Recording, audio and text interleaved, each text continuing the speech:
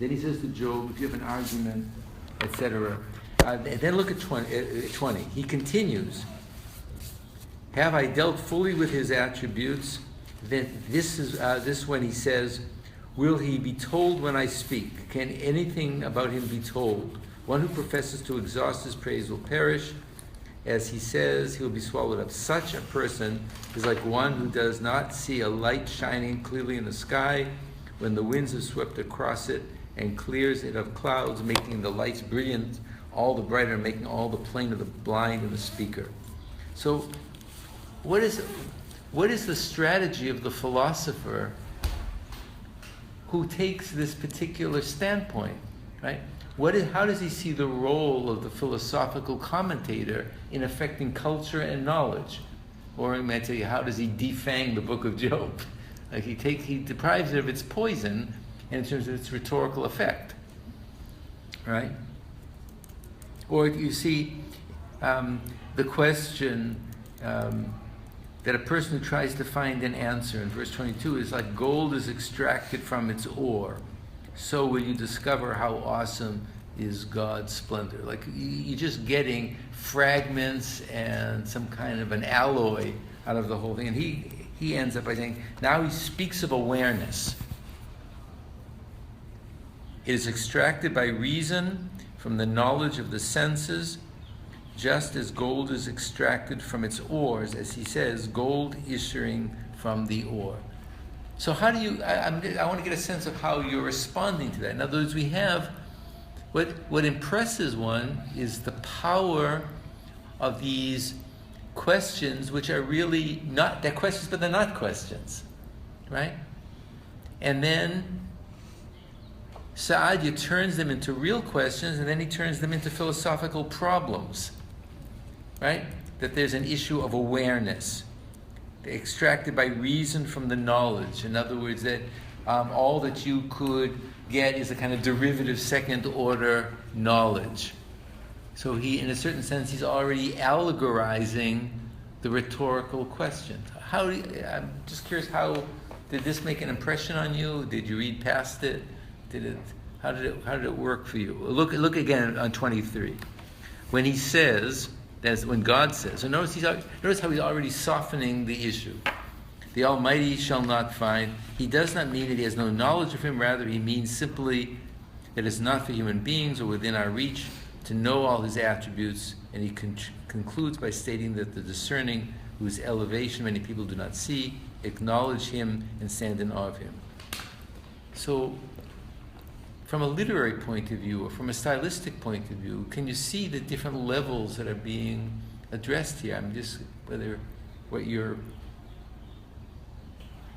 did this strike you at all? I mean, we talk about the question at different levels of culture. So you have, 2,000 years later, or whatever, Saadia is responding, and he's totally changing the rules of the problem. Yeah. I don't have any answer here, but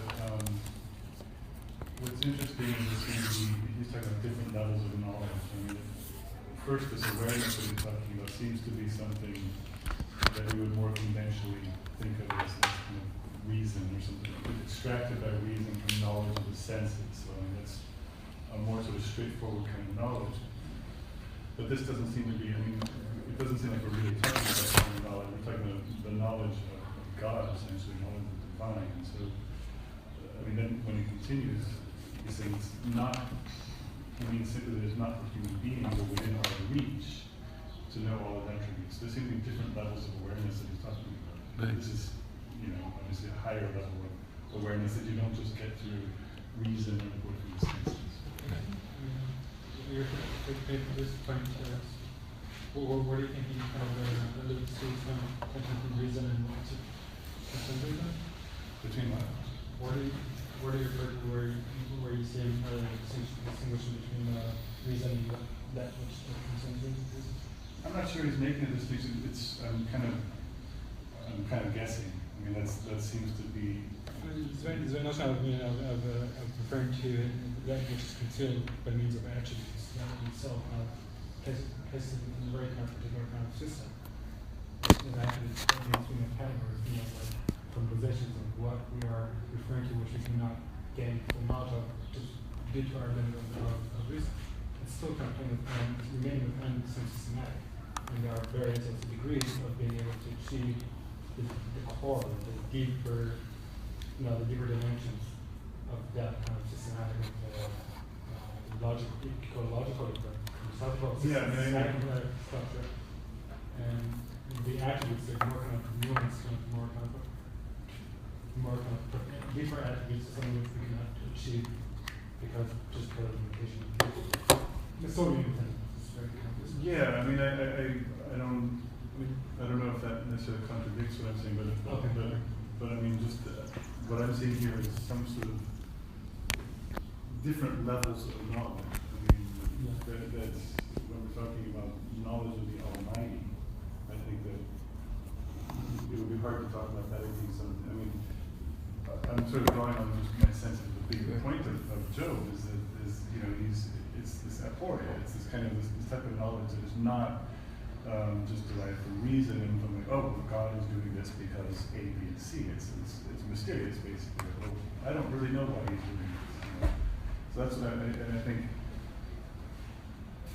I mean, I'm kind of inferring that on one hand, we talk about a reason or type of knowledge that is more based on just conventional sort of inference and conventional sort of reasoning, whereas this other is essentially beyond that. My question was that I do not know, but that's what the philosophers know. I mean, that was my question. Go on, sorry. I mean, ultimately speaking about knowledge. That's the other point. Ultimately, knowledge exhausts the entire problematic. So again, the way necessarily speaking about knowledge, about determining things based on a particular kind of determination, logical, reasonable determination, which is basically knowledge. But you can see the whole thing is reconfigured in terms of levels of access to actual knowledge. Rather than the question being a provocation to turn the person into a state of humility, Job reads these as different levels of intermediate knowledge that one could get to, right? Oh, because the session So by creating this distance, you've created a problem of attributes or the contact with understanding God by being deferred through as if these questions should be understood in terms of an allegory of the systematics of knowledge. Well, the other side of this would be, I mean, if this would not be the case, this would just be a very paradoxical, self-contradictory verse. The Almighty you shall not find. Yeah, but you're talking about the Almighty. You're referring to. So what is it exactly you're referring to?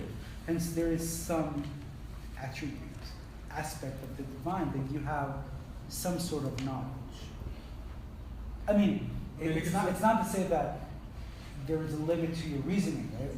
It's the opposite. God does not play by human reason. However, there is some aspect of God that one could relate to. Or the other option is to read it in a kind of more prophetic, theological kind of way, in which it's trying to really refrain from. Right, because it's meaningless. It just empties the whole verse out. But I want to keep it at the structural level. Right. So I mean, so at least in terms of the structure, what Saadia has done is, since the problem is the degree and the nature and the kind of knowledge, he takes these questions as dealing with that kind of a problem. How much can you know, under what circumstances, through what mediation? Is it through opinion? Is it through direct experience? Is it looking at the world, etc., etc.? So he's now turned this into a series of issues of beliefs and opinions in his own sense, right? I think the commentary to chapter 39 is like very illustrative in that regard. Well, let's wait to get to that for a second. Why did you want to bring it in now? Okay, go ahead. Because it's a series of, I mean, those are right, the series of like absurd rhetorical questions from God out of the whirlwind, and Saadia transforms all of them into like didactics on how biology and astronomy Exactly. work. It's the like same. insane. It's that same issue. In other words, these are modalities of how much you could know under certain things and so on. But rather than there's a total shift in the truth value of the question. right? But why do you say in the truth value of the question? Well, I think that the force of the rhetorical questions is to unseat the capacity of the mind To answer anything.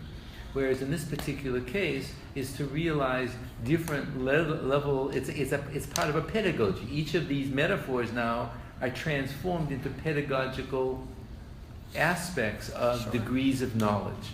I think what's also interesting, and we can just look at one more thing before we leave Saadia to his place in the world. On page 382 and 383, which supports part of the issue that Benny was getting after, but we see that he gives us a typology of questions, right? In other words, he tries to give us what kind of questions are answered and what kind of questions are not, so that you would see that our book of Job, from Saadi's point of view, it fits into a certain kind of pedagogical genre. So you see what he says, that God did not make this known to him, sifting through many of the accounts of the ancients. We find, third line from the end, whenever one of them was afflicted by God in some way and asked God to make known to him why the misfortune had been loosed upon him, we find a division.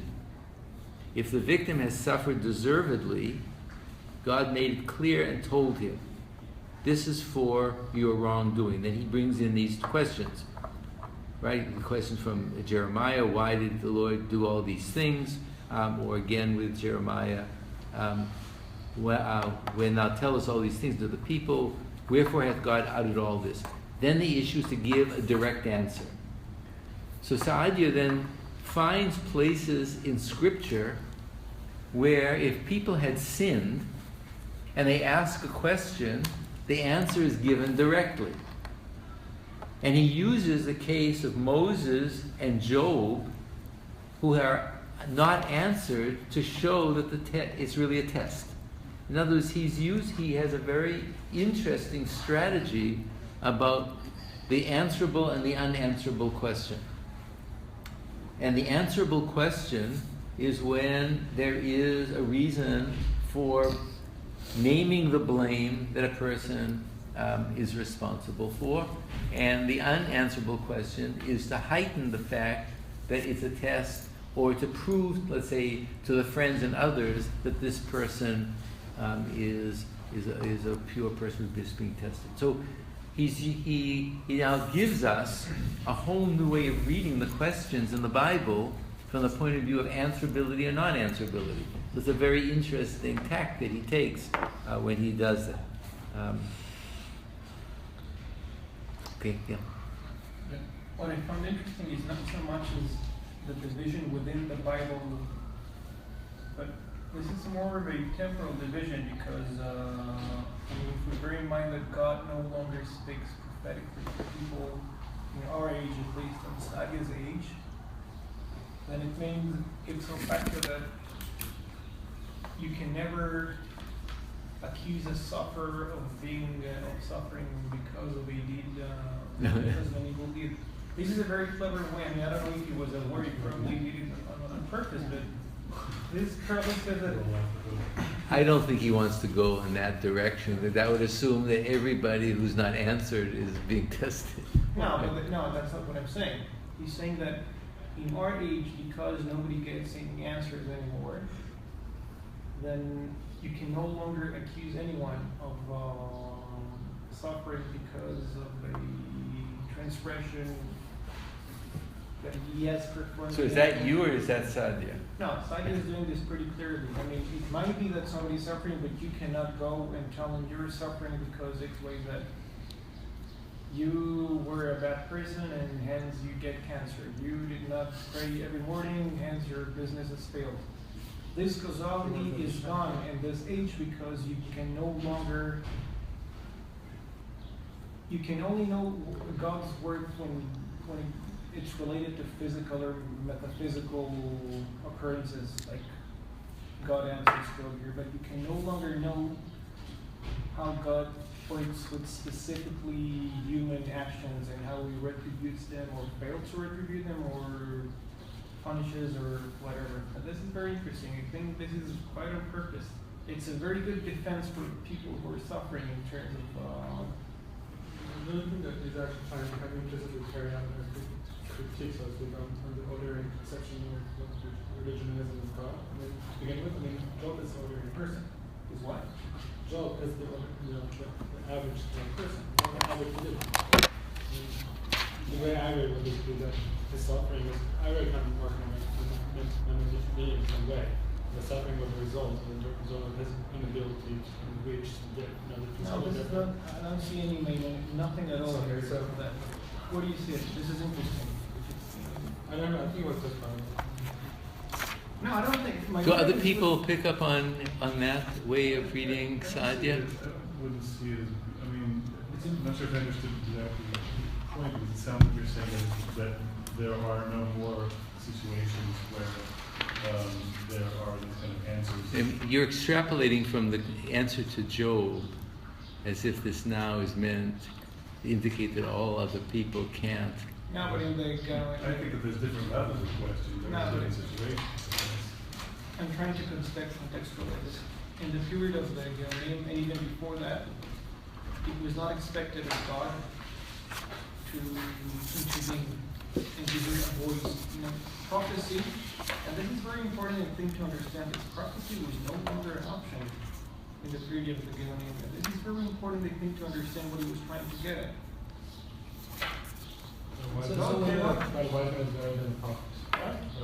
Right, this is exactly, I think, what Sadia Gaon in this particular tradition is trying to emphasize. It's not that revelation is not important, but what I care about is solid knowledge and what I could know and say about spiritual issues or about the world, which is in itself. I think he's by also the material that Rachel brought in, he's trying to bring in what are the degrees of cognition. And he's using these questions to instruct you about what is a proper thing that one could ask. So if he's already asking that, it's not that you can't. What do you mean? But you can ask, technically, in the Bible you have individuals asking God, what have I done to the surface or what? And that's why he says that in particular cases, they're answered. So he's trying to set up I'd like to hear how other people respond, but it looks like you're taking the scriptural typology as an attempt to deal with a kind of contemporary issue. I think he's interpreting scripture in a very clever way to provide comfort for, first of all, the divine silence in the face of human suffering, and second, as a shield against criticisms or sufferers of the sort of Job's friends, for example, placed upon Job. So I'm just curious, how do you place the text from Menachos we've seen 2 weeks ago, right? Moses inquiring on God's actions towards Rabbi Akiva, right? But this is like I think this is No, how do you see them now face to face? That was still that period, the Canaan and the Emanations was still a period when I think that they were expecting somehow to hear God's voice in some way or another. But this period, I think it's very important. This is a quintessential Galenitic, pardon what you said, text in that way. And it's a period wherein God no longer speaks, and people, the religious elite no longer expects to hear God's voice as it previously. They don't need to, but that's the thing, they have no need for this. Sadia Gaon will look at revelation or the creation, which is equated with revelation. It's not means to cope with the fact that we do not have something essential and hence we can't provide. It's not a gap. He's using it. No, he's using it very cleverly. So the same way I would actually see it something that approach to question of revelation in terms of kind of conceptualize place where kind of to get kind of context. And the same thing over there. It's not a question whether or not we kind of Slow down, I can't really understand. it's not just whether we kind of juxtaposition of revelation using a different type of systematic knowledge. Very fast. It's not a question. It's not a matter of a juxtaposition of revelation using a different systematic knowledge. It's the latter kind of the conceptualization of what revelation is to begin with. No, he accepts revelation. I'm not saying he doesn't accept revelation. I'm saying that, no, what I'm saying is that revelation is confined to the past. How would you extract from Sadhya the essence of revelatory knowledge versus different forms? What consists of revelation? Basically, you have to see this is a context. Not the source, but what type of knowledge is revelation? For him, I think there's a clear difference between what you would say is static knowledge in one way, and another way is what you would call rational knowledge. In this sense, it is unique probably among the books of the Hebrew Bible because it's probably the only book, or one of the only books where you don't get, when you get understand the divine not through direct revelation. Because he specifically says it, that any smart man, any philosopher could understand the claims regarding God's power and all that. You don't need God to do that for you to understand. This is not the case with the rest of the prophetic revelations. So let's take a look. Let's look at page 411. Maybe that's a partial way. I'm not sure I fully accept the way Benny's approaching it, but at least let's take a look at. According to Sadhya, in this last part, the critique, the reason that the friends are forgiven or Job is asked to intervene is because they didn't critique. They spoke poorly about Job had the wrong kind of knowledge. And according to Sadhya, the choice of using Job as an exemplar, as a perfect person or an innocent person, is so that God, through this speech, could make the rhetorical point that one can never have access to this knowledge. In other words, if it had been a person who had sinned, then we say on the basis of that typology, we have an example: you sinned, you're being punished. By using the exemplar, according to Sadhya, of an innocent person, the rhetorical questions that are coming are saying that there is no knowledge that one could have about suffering. And that's what, look how he says at the very end. God approved of all. He gave them blessings in this world prior to the great reward in the hereafter, and he caused their history to be written as a lesson to all creation. That is to say, the friends of Job, so that we may bear sufferings with fortitude when they befall us, and not hasten to impute God's judgment, but submit to God and accept his wisdom and direction. So here we see there's a kind of mixed point between what you're saying, although in very different terms. In other words, according to Sadhya, the choice of making an exemplary literary test of an innocent is to create this notion of the absolute limits of knowledge. There is no way, it becomes a kind of a pedagogical paradigm because the person, it allows people simply to make reflections without any basis. There is no basis. Everybody is speculating. He might have done this, he might have done that, he might have done that. And precisely because that's the situation, the book of Job, from Sadhya's point of view, was written to show us the inability to ever answer that question. By choosing that paradigm, there's no way to answer the question. Right? Had it been a person who had sinned, there might be some basis for some assertion. But by taking a person that we know from the beginning is blameless, the questions, both with respect to Job's assertions and Job's questions, are all heightened to show us that there's no approach of knowledge that's even conceivable.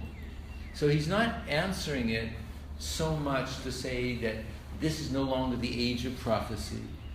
No, he wants us to simply say that there is a certain kind of humility and submission to the limitations of knowledge. That the degree of knowledge is really and that's why he uses the examples that Rachel brought in of these meteorological figures. All of these are to talk about, can you extract ore? Can you get an attribute? Can you make an inference? How far can you go with your inference? So he's turned the entire book into a series of problematics of the degrees of cognition and understanding. And then the result then is that you should take the inability to say anything as the task of bearing suffering with fortitude. Right? So he is giving us a path forward, but there's nothing that a person could say. That's because of the limitation of human knowledge. Right? Now, it's also interesting that he doesn't present that the response should be the humility of Job. It's just that you have to bear with fortitude. You have to accept the travail of existence, knowing that there's a limit to the degree of cognition. So he's giving us, right? He's giving us a different response than Job's own verbal response, which is, I despise myself. But he's simply saying one has to endure these things, but there's no address that you can bring your pain. Right? So. Well, there's just one exception. I'm trying to answer it to myself. The beginning of the book of Job, the dialogue between God and Satan. Presumably this is an explanation, right, given to whoever's reading the book of Job for why Job has suffered. It's just God wanted to test Job. Simply that. But Saadia actually says at the point, he said that the reason that he kept allowing these questions to go so that people can experience the limitation of the limitations of it. I think that the Satan in this represents Job's friends in society and all the critics of the sufferers. It's a way of justifying to answer once and for all that there are just people who suffer. Because right, and as in God's answer to Moses in the topic of Nepal, he said, "This is my decree." All right, I think maybe we'll stop at that point. But the main reason that I chose this was really to show the cognitive shifts and the difference of literary genre, the difference of style, and the difference of epistemic impact of certain questions when they are this direct speech to Job as opposed to the commentators' softening of these and turning them into semi-answerable questions, right? So what I wanted to spend a little bit of time on at this point is to jump to the Keter Malchut, one of the great poems of the High Middle Ages of Solomon Ibn Gabirol. And to get some of your responses to the role of questions that appear here. How did the material work? What was your, some people kind of jump in. How did you read the poem? How did you read the role of questions? How did you read the type of poetic theology that's going on here? Anybody want to pick up on this? I try to give you different selections from the beginning, middle, and the end to try to, so you can feel the power of questions. Yeah, Tom. I just wanted to say that one of the things that I thought was really interesting, and I mentioned this in my kind of weekly responses, that it starts with these declarative statements that move to, that kind of shift into questions.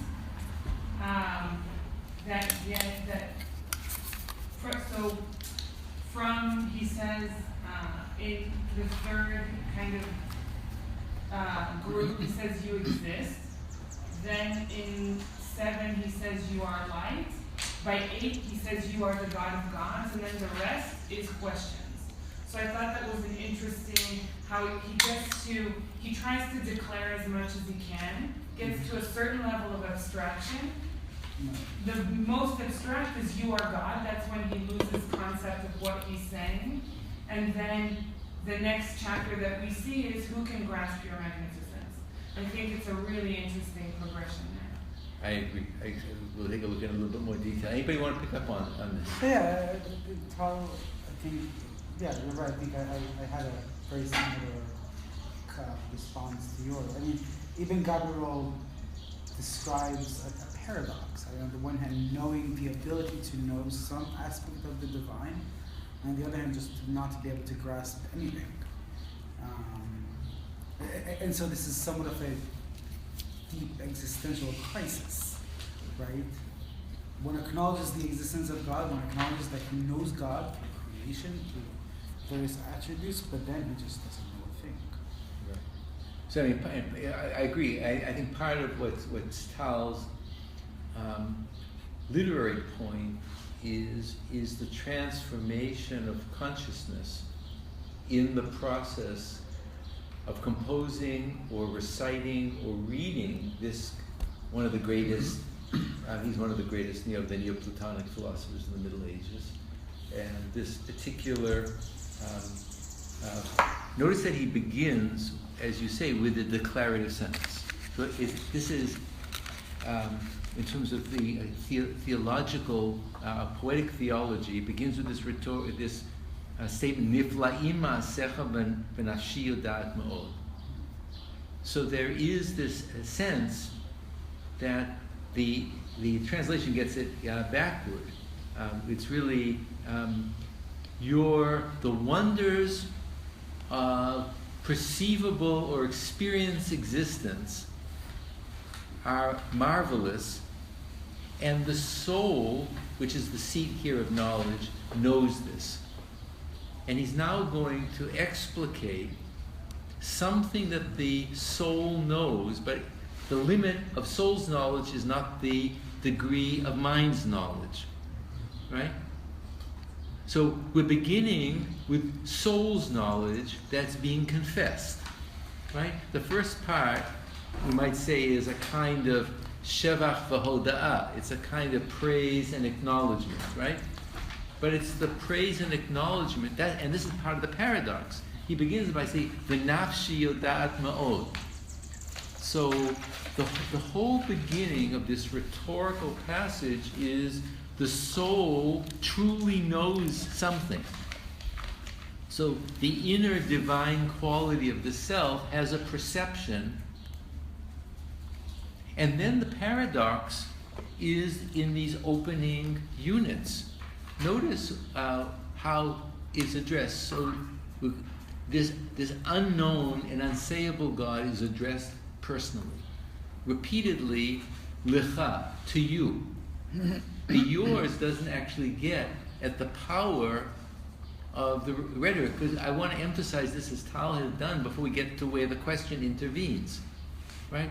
So this is the knowledge that the soul has, that majesty, power, splendor, eternity, greatness, all are belong to God. Now, so here at this rhetorical level, notice what this first confession is. There is a statement of majesty, but true majesty is at the hidden interior level, right? To say, Lecha Hashem Hagedula, right? So in other words, there's going to be what can be seen and experienced, which creates the wonder.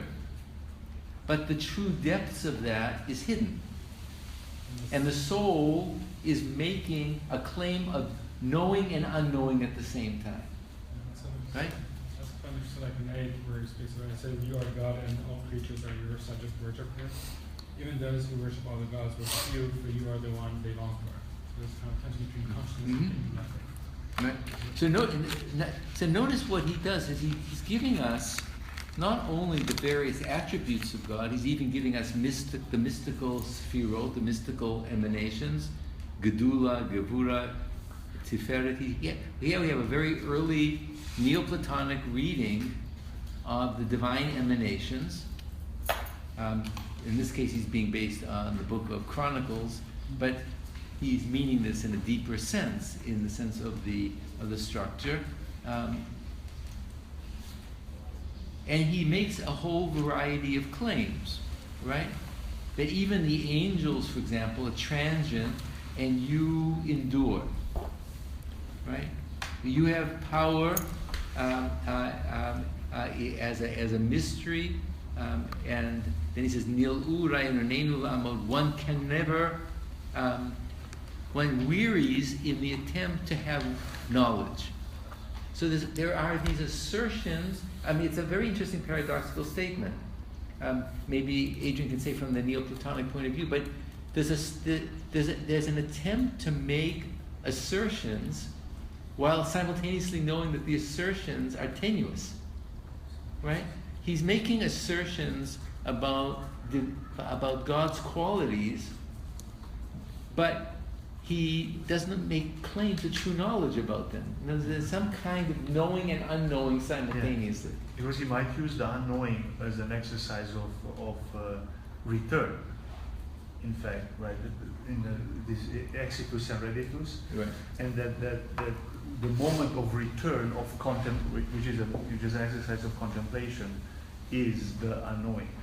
In other words, in other words, by stating something positively and stripping it away, at the same time, you're returning to a purer knowledge of that, so that the attribute now becomes a kind of unknowable attribute.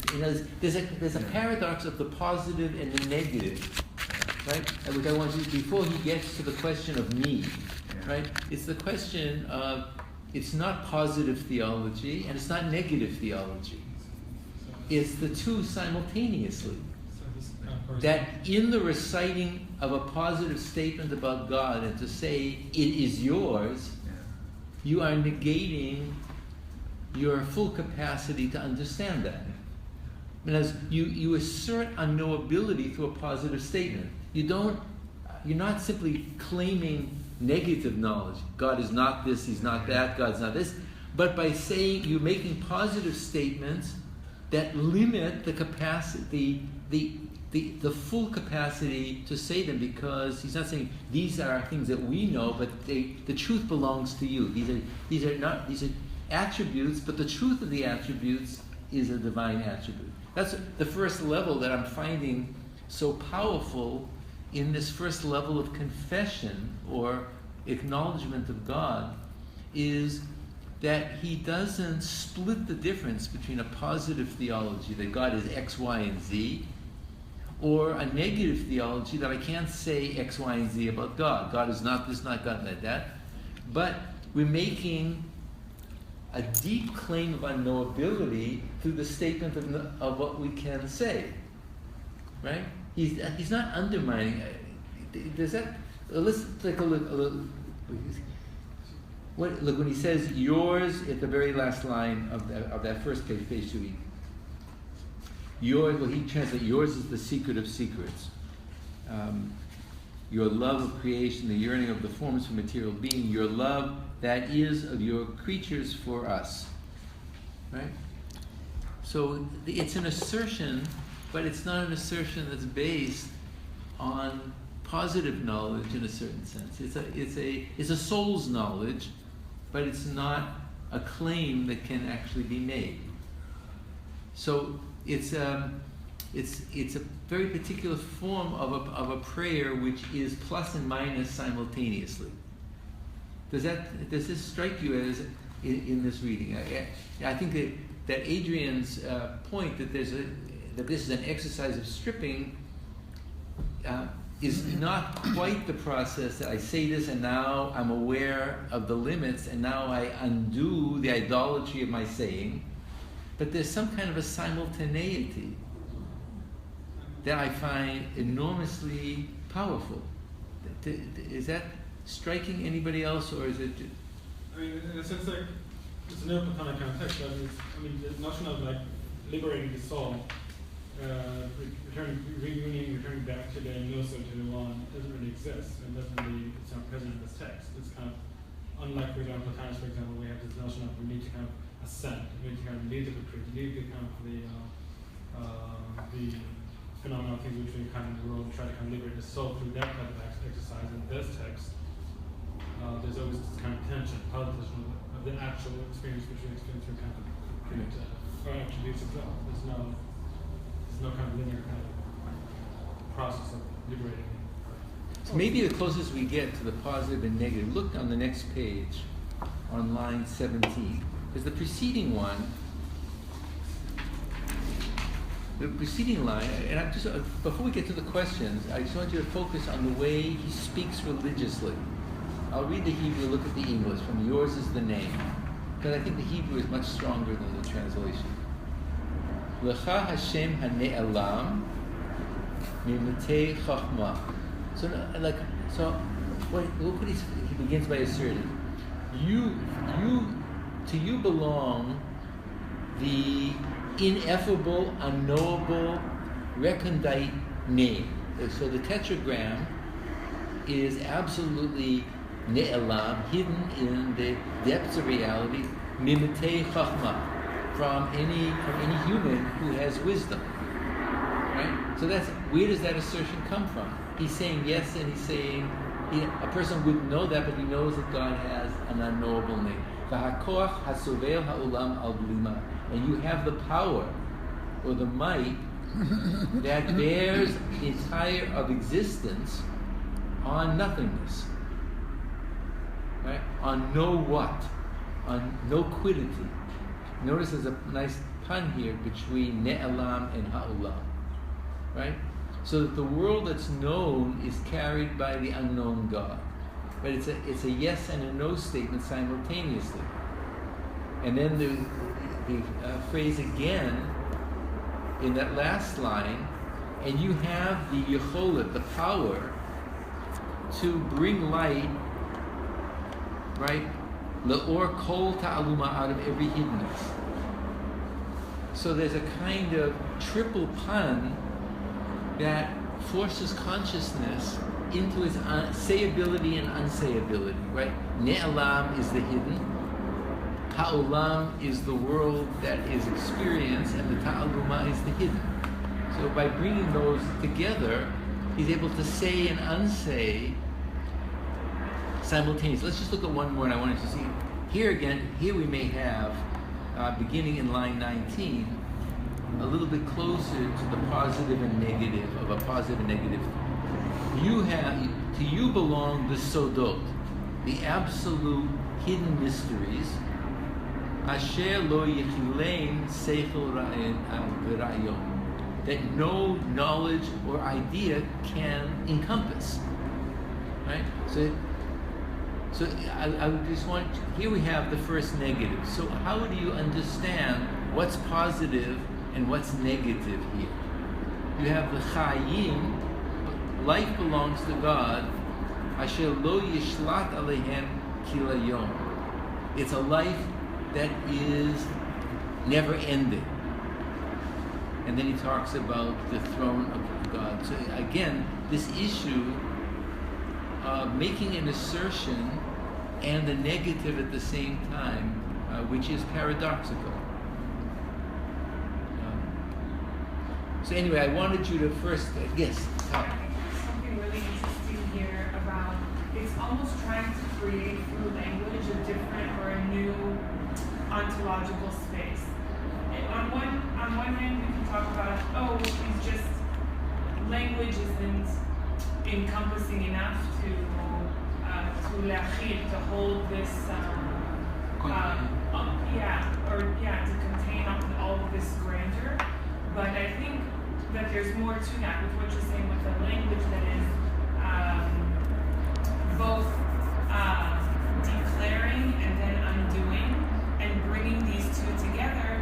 It's creating a space, or not even a space is a bad word, but another dimension, and that's the dimension in which God resides. I think it's a super interesting use of the language here. Yeah, I don't think anybody wants to pick up on it. I think you're onto something, because I think what he's trying to create is a new theological language, right? He's trying to create a theological language in which you can praise God but not know the depths of what you're praising. Or that you use a certain kind of language that constantly takes you to the limit of language. You have X, and we have no understanding of what X is. You do Y, and it's beyond any comprehension. So it's a paradoxical positive, and it's a paradoxical negative, right? And I think Tal is absolutely correct that to the degree, in other places, he'll blend these issues of transcendence and immanence. But what he's trying to do is to blend the categories in the language of prayer.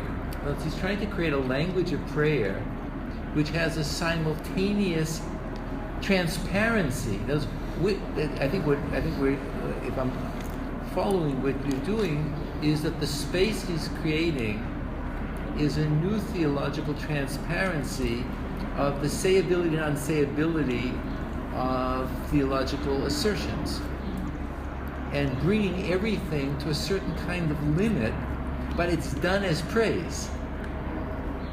That's the power. It's a praise of a God for whom we can say nothing, and he's not creating paradox, but he's creating levels and they don't even cancel each other out, right? And nor is this a coincidence of opposites. We'll see when we get to Halevi, it's a coincidence of opposites. It's a very different way of dealing with paradox.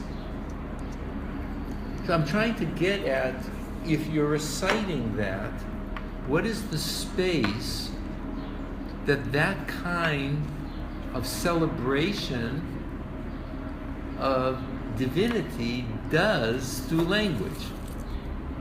That he's trying to go through a kind of glass ceiling of the limits of his language to what he can't say, but he's always being thrown back to the limits of sayability as praise. And we have to talk in these paradoxical spaces, but I think that you're absolutely right. It's what would be an appropriate praise of a God of whom we can say nothing. Now, if praise is a positive statement, how can you praise God of whom you can say nothing? And that's essentially what he's trying to do. And I think that's this.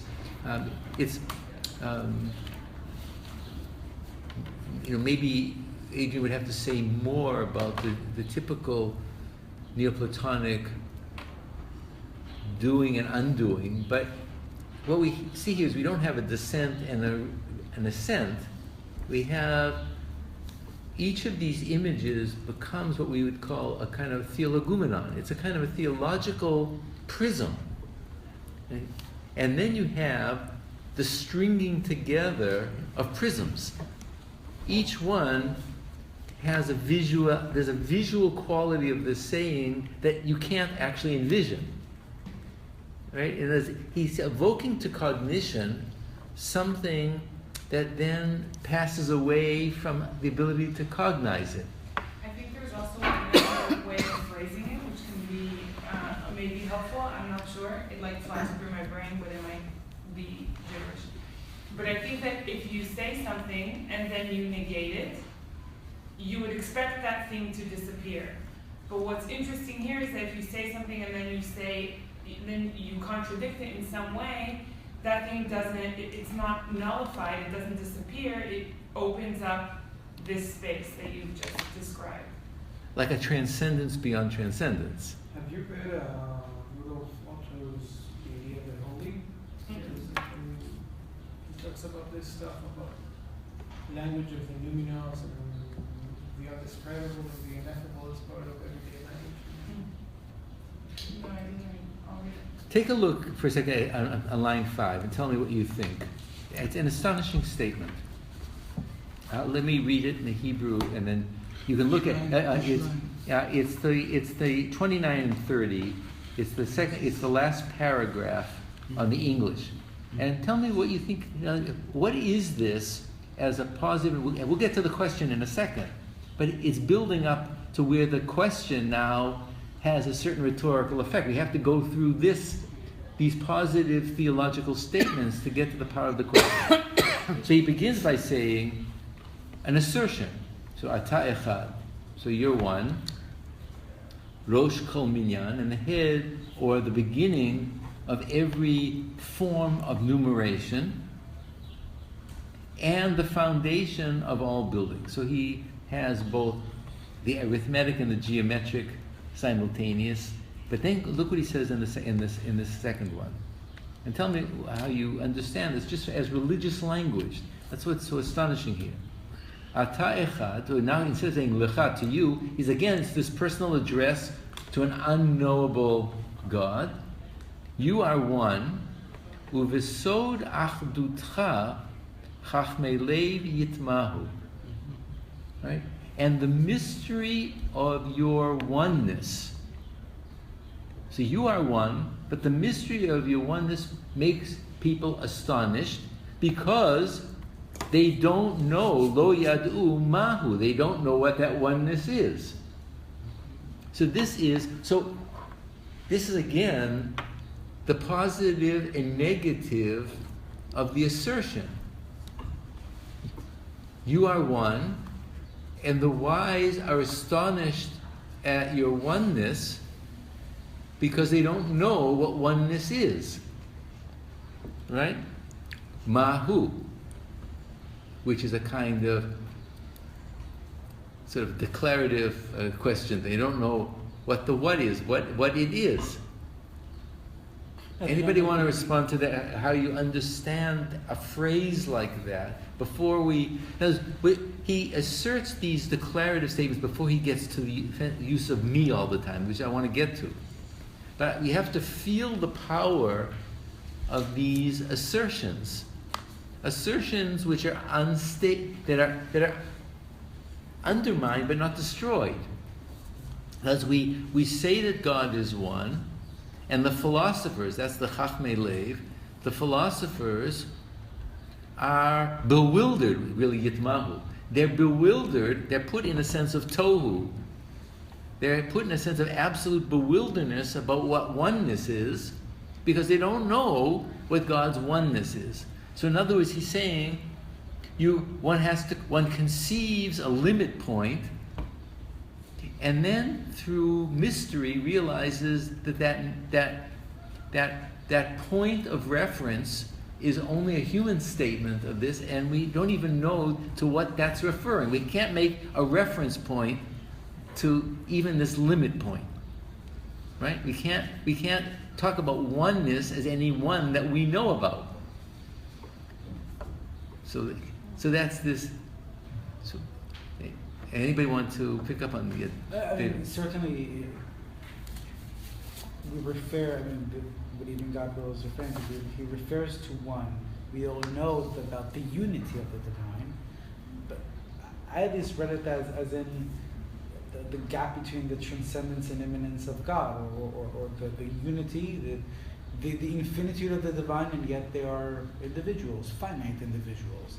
In that sense, and this is exactly what he depicts in the next lines. Yeah, in the next line. So this is what is the one? What is the point? The infinite point of God's oneness. In the next line, when he says, literally, you are one, and you have a oneness. The oneness of God's one cannot be diminished and not be added to. So it's a one that's not an integer that has any kind of numerical quality. So it's a one, but not a one like we know about, right? So it's an infinite starting point, but it's not a point that has any arithmetic significance on a scale. Lo yechsar v'lo yadif, right? That one can't subtract from it, and one can't add to it. So he's struggling to talk about a oneness which is an infinite geometrical point that can only be conceived but can't be talked about as one in any normal sense. So you have the statement and the unstatement at the same time. Then he goes on with these various points. Then he talks about you are nimtza. First he is with oneness, and he talks about God's existence, right? And then you are light, right? But again, each of these things, there's an assertion, and then from the you are X, and the human being can use his language but has no idea exactly what they're saying. So it's a statement and becomes metaphor, but it provides the only access to positive assertions about God. And then the fact is that it's repeated over again. It's not, right? We'll get to the question in a second. Yeah, sweet. It really reminds me of like the midrashic assertion about God, that God is the place of the world, but the world is not the place of God. Right. But at the same time, it seems like there's an attempt to kind of not to be led to some sort of via negativa, in the sense that we're not trying to kind of develop a language which is completely apophatic. We are trying to kind of see how this language can actually turn us back and read. And this is kind of the game which I find the play between the kind of these two temples, which I see. I find to be kind of striking. It's on the edge of a kind of. It deserves a certain kind of analytic, and it's very hard to know. Tell me exactly. Look at now, just on paragraph 8, and then we'll go to the questions. Page 11. This is one of the most astonishing statements in the Middle Ages of a religious universalism. Probably the strongest statement of a religious universalism that we have in the entire Jewish Middle Ages. It's line 74 through 76. Ata Eloah, so you are God, or you are the God. V'chol hayitzurim avadecha va'ovdecha. And everything that's created are your servants and who worship you or who serve you. Lo yechsar kavodecha biglal uvdei biladecha. And your glory is not diminished by those who serve other gods than you. Ki kavanat kulam lahagia adecha. Because the intention of all is to come to you. In other words, this is an astonishing statement. In other words, what he's saying is that the religious intentionality of every creature that is God yearning is yearning for this God even though they don't know it. In other words, the intentionality is for this God, and all are worshiping God even when they're worshiping falsely, because their intention is for this. In other words, here we have an even deeper paradox of positive religion and false religion. And none of that diminishes God. God is not diminished. Remember the phrase in Job when Elihu said to God, he said that, why, God, do you get so angry? Is anything that a person says to you, does that diminish you in any way? Right? That was that paradoxical question that Elihu asked. So why should you respond with such negative kickback as if a human statement would diminish God? Here we have this remarkable statement that all yearning for divinity in every form, whether it is correct or incorrect, is really yearning for the true God. But no one has the true knowledge of what God is, so everybody is converging on an unknowable vector. Right? Notice what he's done through this remarkable Neoplatonic statement is to level the field of all yearning for God. And not to say that some religions are higher or lower, but they all have that same intentionality. The intentionality for God is what everyone has, and the negative doesn't diminish God, and it's still part of a positive yearning. Because he is one. Well, Because you are the only God. Right? Or the entirely, the ultimate unity of. I mean, it's an astonishing. Now, let's do a couple more things, and then we'll jump to the questions in 16. Could it be interpreted that those who worship other gods, namely other, not gods as but maybe idols. Right. Would the Hebrew support that? Lesser gods than you also in fact worship you ultimately. So in a more Augustinian reading, whatever you love, you actually ultimately love. He doesn't make it clear what that is that you worship other than you. Yeah. Okay. But what he's saying So it can is be- that there is a fundamental unknowing of all creatures about God, Yeah. and that all creatures are aiming at some kind of a divine, have a divine orientation, and that is all in praise of God, and the negativity is not a diminishment of God, it's an assertion of the fact of this fundamental human yearning for God.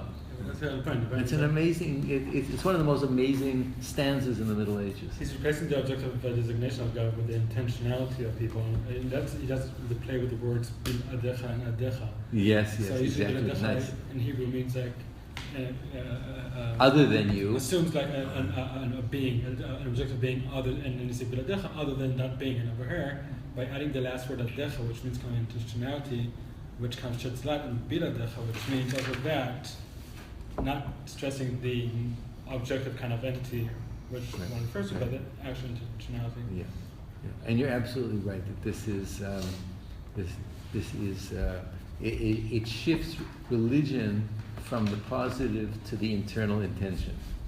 All right, so let's now pick up with the power of this of the me, right? So the first one in 16. Right? So it would be line 183. Who is able to contain or conceive or understand your greatness when you do all these things? And then he talks about God in terms of God as creator and maker of the world. Or Niyavin Sodot B'ri'atecha. Who can understand the mysteries of your creation? Or 25. Miyamik l'machshavotecha. Who can fathom the depths of your mind?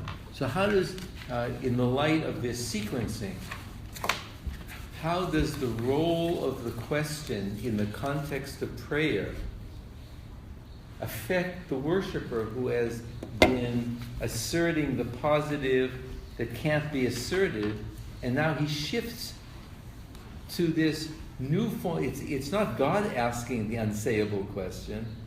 He is now the religious worshiper positions himself or herself by being able to affirm that a certain kind of question, right? That puts them into a state of unknowledge, right? Right? Who can fathom this? And then he goes on to describe this at a certain level of knowledge, right? You see all the paradox that is, in other words, who can grasp this? And then he goes on to describe the features of creation, the mystery of biology, the mystery of nature, right? Or if we jump to 24, that he's talking about the mysteries, and then he describes something of the mysteries. So what is the power of the question that the worshiper now enunciates here? How do you? Anybody want to kind of pick up on any of this?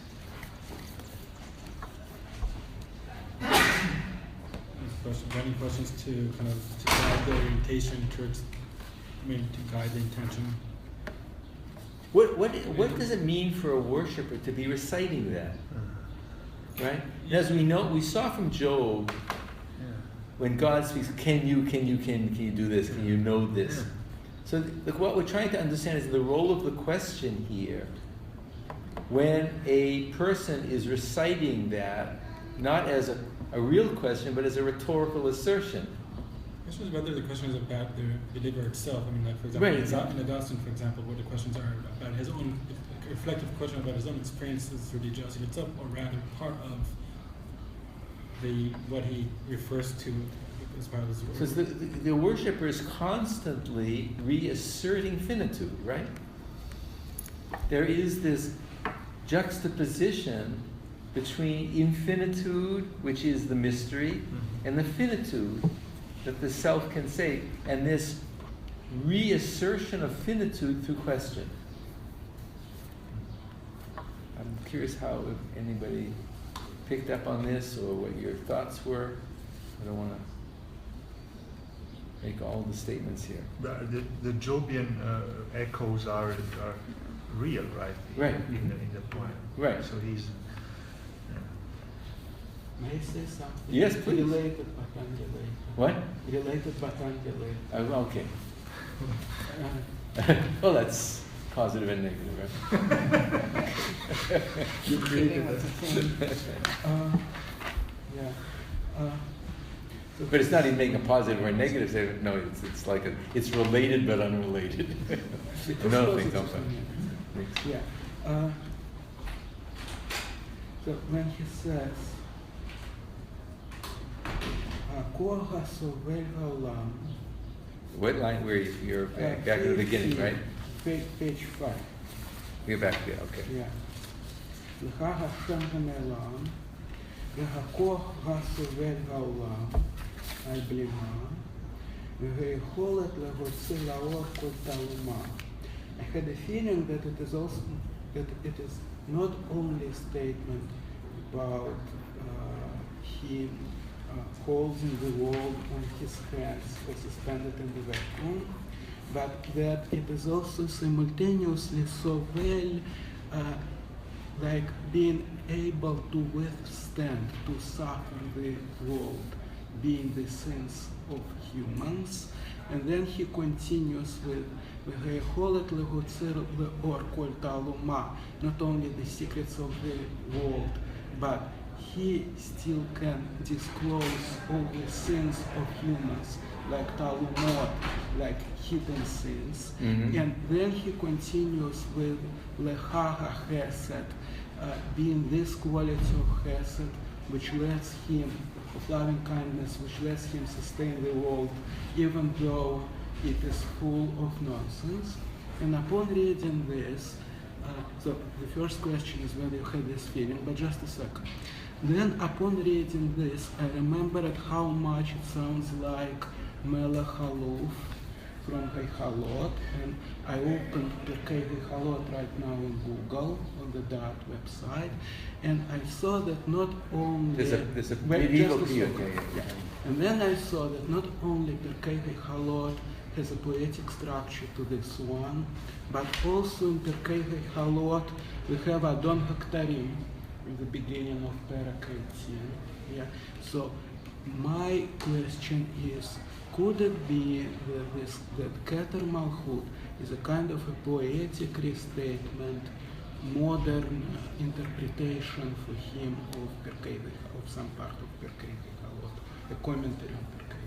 I think he integrates not only the mystical Heihalot material, and integrate the book of Yetzirah.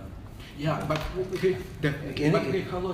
he's playing on lots of things. What Maxime was talking about in line 15, Hakoach Hasuvel Ha'ulam, which there are many paradoxes. We already have this already in the 8th century Byzantine poetry of Eliezer Kalir, that God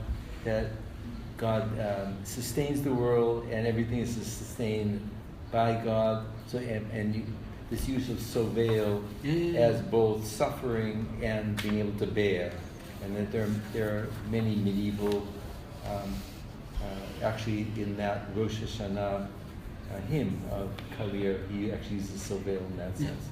And that's the power of God, that God sustains and bears and suffers simultaneously. Just to read the line for everyone, one line, yeah. So for people who don't remember, Melech Yeshar, Melech Neiman, Melech Ahuf, Melech Nechmad, Melech Somech, Melech Haluf, Melech Hanaf, which I think Rabbi Nachman comes from, right?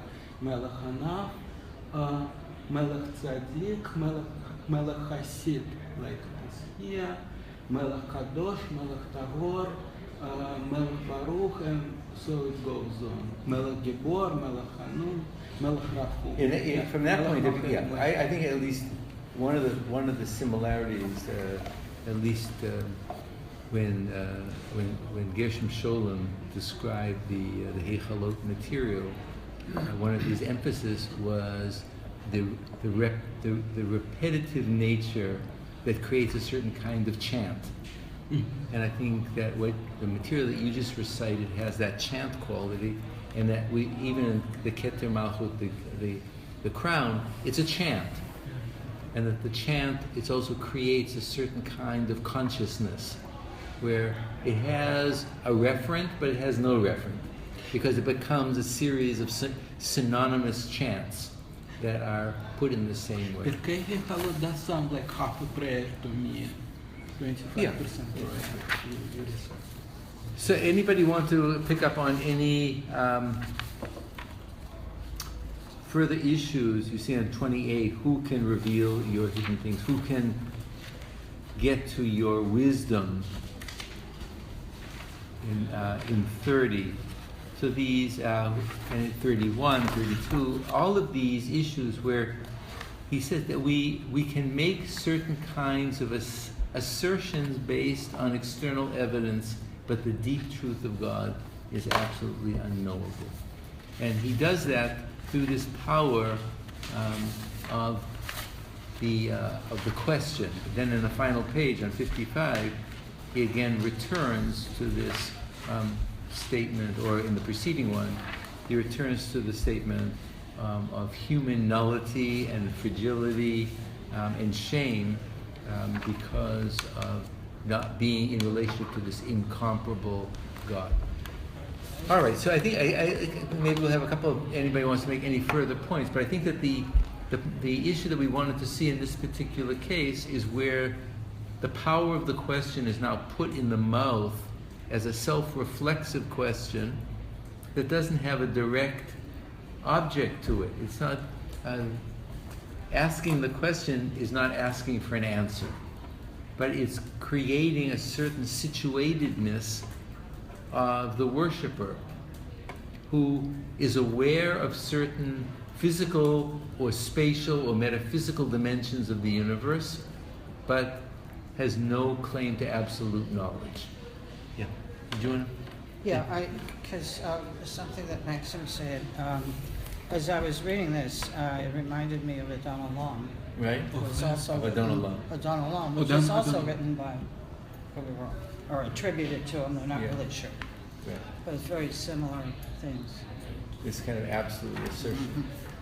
So let's take a look at one of the most famous of the paradoxical prayers in the Middle Ages, this prayer of Halevi.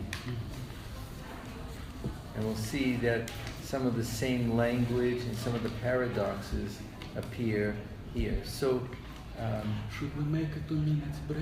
No. Do people need a break? Huh? We'll stop early, then we'll just go push on. Okay. So maybe someone will. I want you to absorb this slowly. So let's first read it. Someone read it in English, and someone can read it in the Hebrew. And then I want to zero in on the role of the question. How is it different from the Ibn Gibi role? And what's the power of question in this religion? In this, probably one of the most famous of Halevi's poems, and the way of speaking theologically. Okay, so let's first. Maybe someone wants to read it first in the Hebrew. Tal, maybe you'll do that, and then someone can recite it in the English, and then we'll come back and try to make something. Yeah. Weird speaking to a crowd that usually. Sure. Okay. Wait, Hebrew first and then English? You do, and we'll have someone else do the English. Okay, that's the top. We'll go. We'll work with native speakers in both cases. All right, but go. Do it slowly. Do it slowly. So and try to get a sense again. How does theology work through paradoxical questions, right? These are paradoxical questions. In a certain sense, for Halevi, we'll see he tries to create a coincidence of opposites, which will be a little bit different than the way Ibn Gabirol uses questions from the point of view of a worshipper. But you have to see these are poetic theologies, right? And so you have to also say, how does the question work, and what does it mean to move from stanza to stanza with these questions that follow, right? How does this affect religious consciousness? It's a very different way of us trying to understand the role of questions in this particular genre. All right, David. Slow. Do it slower. You don't have to have a. We don't have to get out of the meaning that fast. It's very slow. Very slow.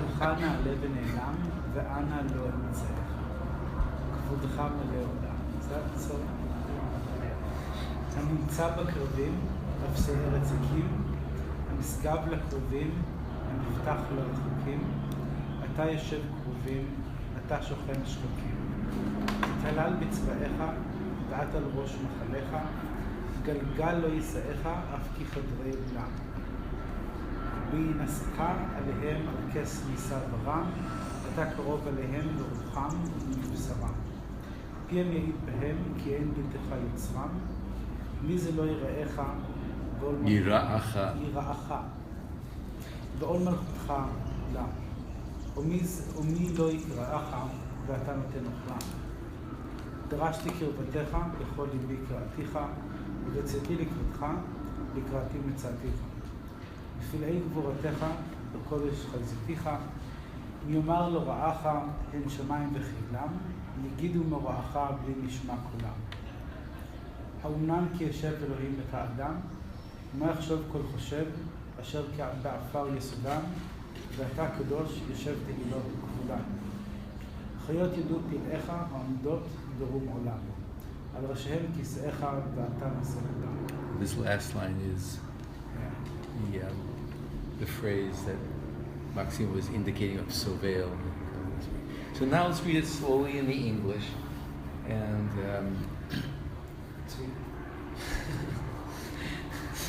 who would like to? Okay, good. Patrick, okay. The Zohar, where shall I find it? So the whole poem, right? Lord, where shall I find you? The place is lofty and secret. And where shall I not find you? The whole earth is full of your glory. You are found in man's innermost heart, yet you fixed earth's boundaries. You are a strong tower for those who are near, and the trust of those who are far. You are enthroned on the cherubim, yet you dwell in the heights of heaven. You are praised by your hosts, but even their praise is not worthy of you. The sphere of heaven cannot contain you, how much less the chambers of the temple. Even when you rise above your posts and throne, high and exalted, you are nearer to them than their own bodies and souls. Their mouths attest that they have no maker except you. Who shall not fear you? All bear the yoke of your kingdom. And who shall not call to you? It is you who give them their food. I have sought to come near you. I have called to you with all my heart. And when I went out towards you, I found you coming towards me. I looked upon your wondrous power with awe. Who can say that he has not seen you? The heavens and their legions proclaim your bread without a sound. But in God, but can God really dwell among men? Their foundations are dust. What can they conceive of him? Yet you, O Holy One, make your home where they sing your praises in your glory. The living creatures standing on the summit of the world praise your wonders. Your throne is above their heads. It is you who carry them all. Right.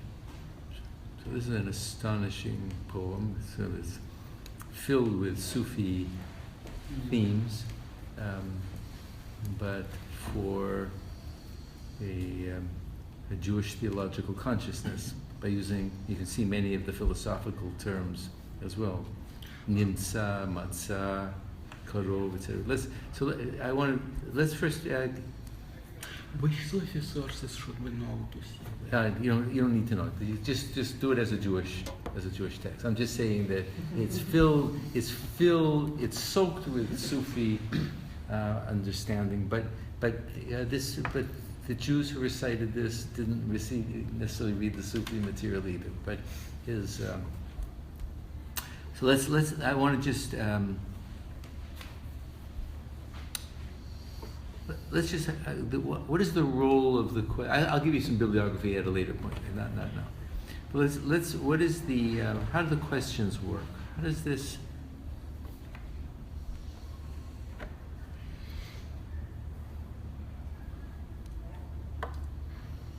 I mean.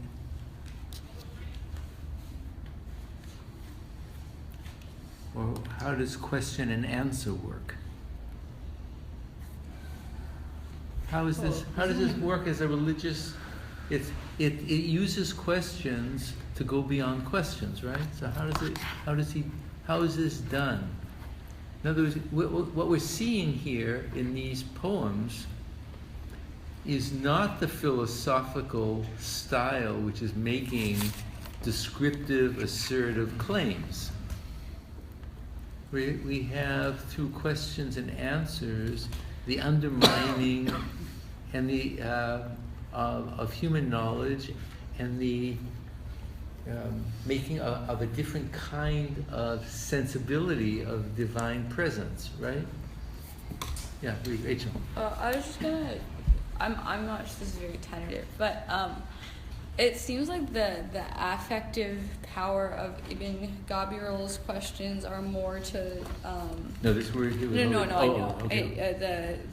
The affective powers of Ibn Gabirol's questions are more to like point to how limited man is, whereas for Halevi, the affective power of the questions is that they're absurd because they're unanswerable. Right. I don't know if that's like Yeah, and actually they're presented as kind of who shall not fear rhetorical you? Yeah, they're questions. But then the gap between the question itself, the rhetorical force of the question, and the presumed answers. So the part of the question we want to ask from a literary or theological point of view is, how does the recitation of these questions and the answers affect religious consciousness? Right? What is the theological place that the worshiper comes to through this kind of a recitation, which is a certain kind of awareness, not knowledge? But what is the awareness? Tell me. Well, I just think that part of the rhetoric here, like, first of all, the question is there not so much for an answer, but to imply greatness. Like, who shall not fear you?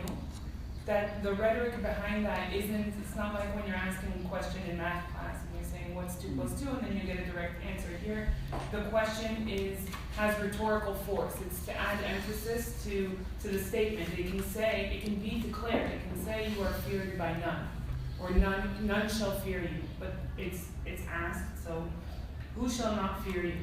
And then all bear the yoke of your kingdom. So that is an explanation of the question, but not necessarily an answer to the question. So I think that they serve here to for this kind of for the rhetoric of emphasis, of ethos, of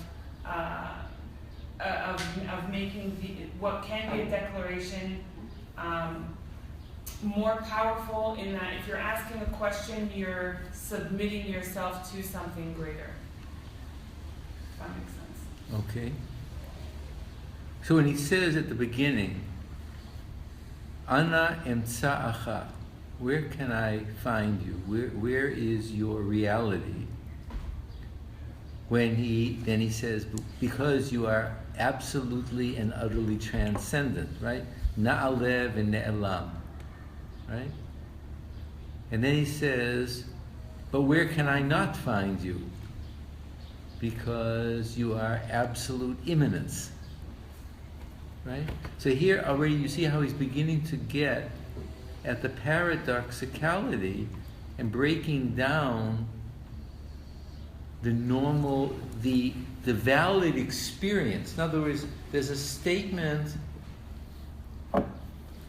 of validity to making certain kinds of statements of God's transcendence, that God is na'ale, God is radically other, height, hiddenness.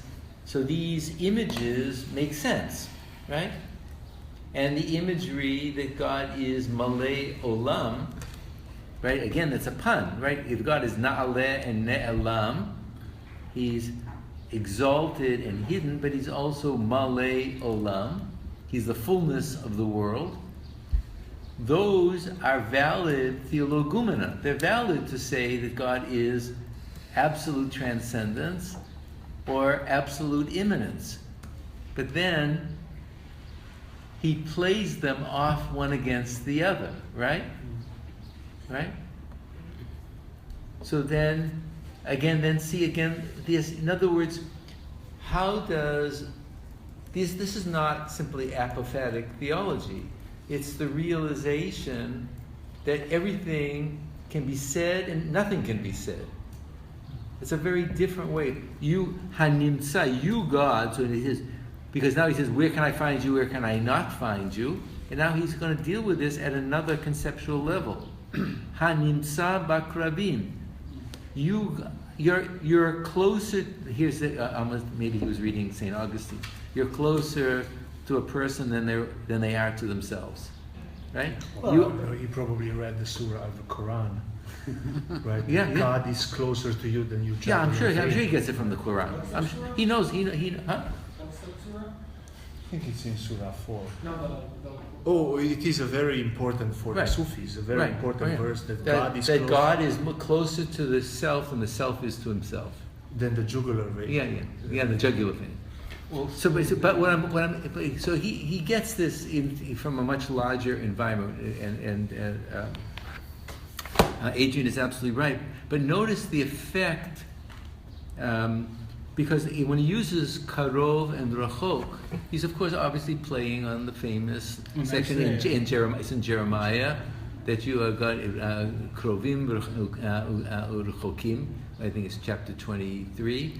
But those are real polarities. But he says, but your nearness is more near than you are to yourself, and yet hamisgavla krovim, that you are the exaltation of the far away. In other words, that the human being is there's a simultaneity of transcendence and immanence, and there's a simultaneity of inwardness and exteriority, and there's a simultaneity that one is in all of these spaces simultaneously. The role of the question is to unhinge the notion that you can speak of valid states independent of the other state, right? In other words, there are language assertions, and then there are deeper experiential levels that you feel,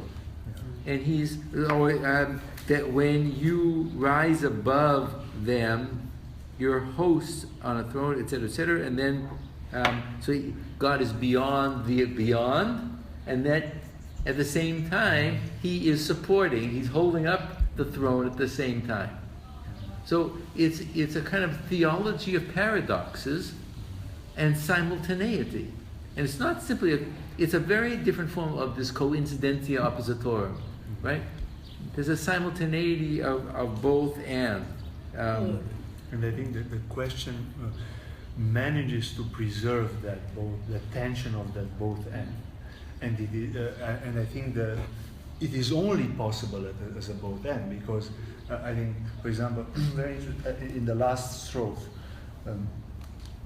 who can say that he can see you? Has not seen you. That has not seen Mi you. yomar lo ra'acha.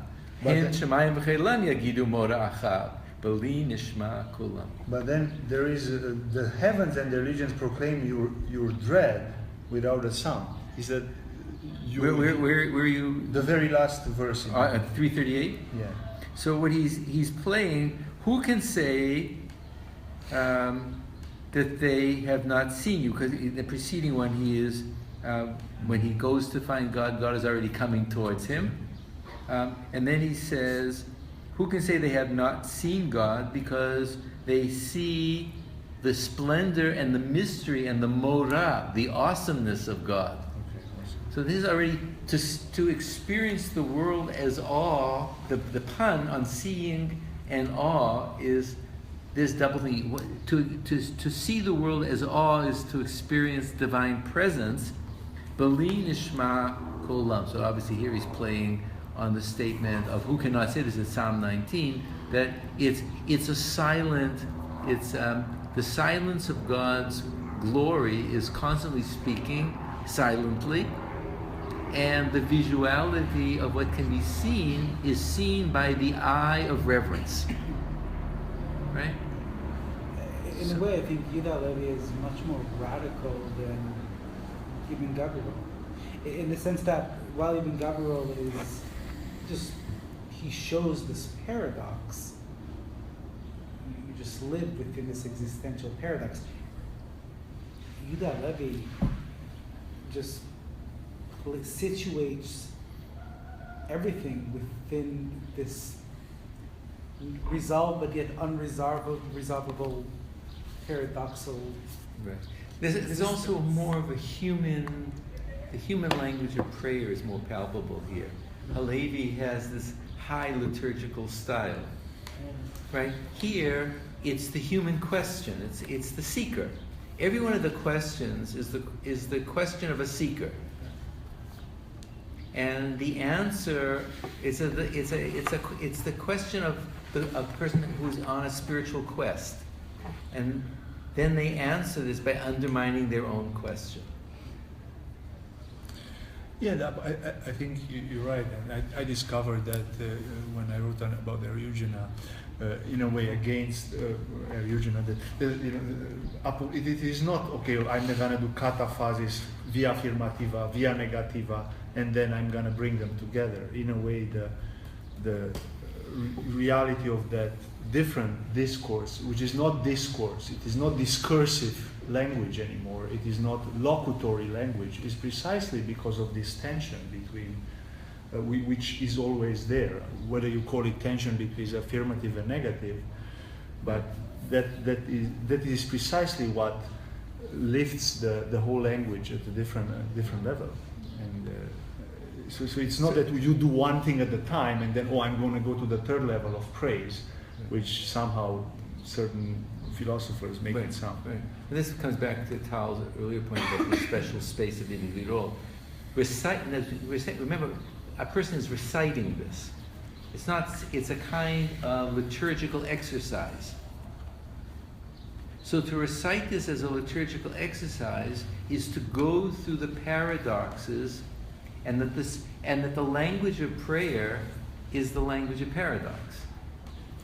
And that is this statement. Now, the statement is that God is already speaking through him when he is already seeking God, and yet God comes from without. This issue of inside, outside, above and below, speech, not speech. They are all, as it were, endured through the paradox of prayer, so that the speaker goes through a certain kind of transformative moment. And I think that's part of what's different about this. I think this is more, for me, it's not as exalted as Ibn Gabriel. I think for me it's even stronger. But you have to say, if this is not a commentary, right? And this is not simply a series of other kinds of questions, what does it mean for the worshiper to go through a transformation of consciousness? Or Halevi is giving testimony to a level of... So here are two things. At one level, he takes the language of the Bible and rabbinic tradition, and he recites this to undermine simple pluses and minuses. And then, so in a certain sense, he's giving a certain testimony to his religious consciousness. The next step is, what does it mean for a person who's not Halevi to go through the transformation of Halevi's poem? And at that point, it becomes a form of philosophical, a ritual process. And that the person comes out at a different place in a non-assertive theology. Right? In other words, it's a very strange place for the Jewish worshiper to come. There's nothing you can say that can't be transformed paradoxically. So it's a kind of confession of faith that doesn't simply trivialize what it means to acknowledge God's reality, right?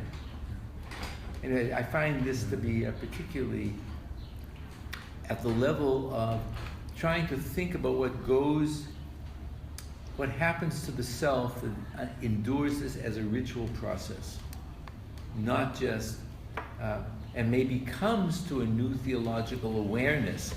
But that was the starting point of Halevi's poetry. He's giving testimony to a level of awareness, and the poem is trying to bring you to a new level of consciousness through paradox, so that one can't simply speak of divine immanence and divine transcendence. One can't say that there's prayer that calls upon God, because God has already been coming to the self that can speak the prayer. I mean, it's such a profound prayer. It's not petition, it's not praise. It's both. And it's unclassifiable in a certain sense. And yet at the same time, it's theology. It's a kind of poetic theology, very different from the liturgical style of even Gabirol, which I think that has a kind of very different kind of royal elegance about it. It's a very humble prayer. It's very powerful. Is this part of the liturgy by any chance? It was used in the liturgy. In the Spanish piyutim, or liturgical poems, they're different, and as you can see, that they're much closer to biblical language and so on and so forth. Right. But this was used in the liturgy. But so is Ibn Gabriel's Ketamah. In Rosh Hashanah. Yom Kippur. Is it still being used? Yeah, In in Yom Kippur? some places. Short question. If you can say a few words on the history of Yeshua discussion in Jewish sources. Of what? Yeshua, who begins discussing it? Ibn Gabirol is very strong about this issue of something from nothing, of ex nihilo. That's part of his. He talks about that, but that comes in through. Well, I don't want to get on that, but that's part of a much larger Neoplatonic influence. So it came from non-Jewish. Yeah. Did it? Yeah. All right. So let's. Anybody want to say anything more about this before we get to the text from the Zohar, which I want us to. You just wonder, maybe the only way to accommodate paradox completely is liturgical performance, and liturgical language, because theological paradox, which is right. I think it's an important issue that the kind of recitation of prayer allows one this space of paradox, or the space of amplitude that's very different from a philosophical genre. Anybody have any other thoughts about this? Well, they all seem to finish in a very similar way to Job's last words. They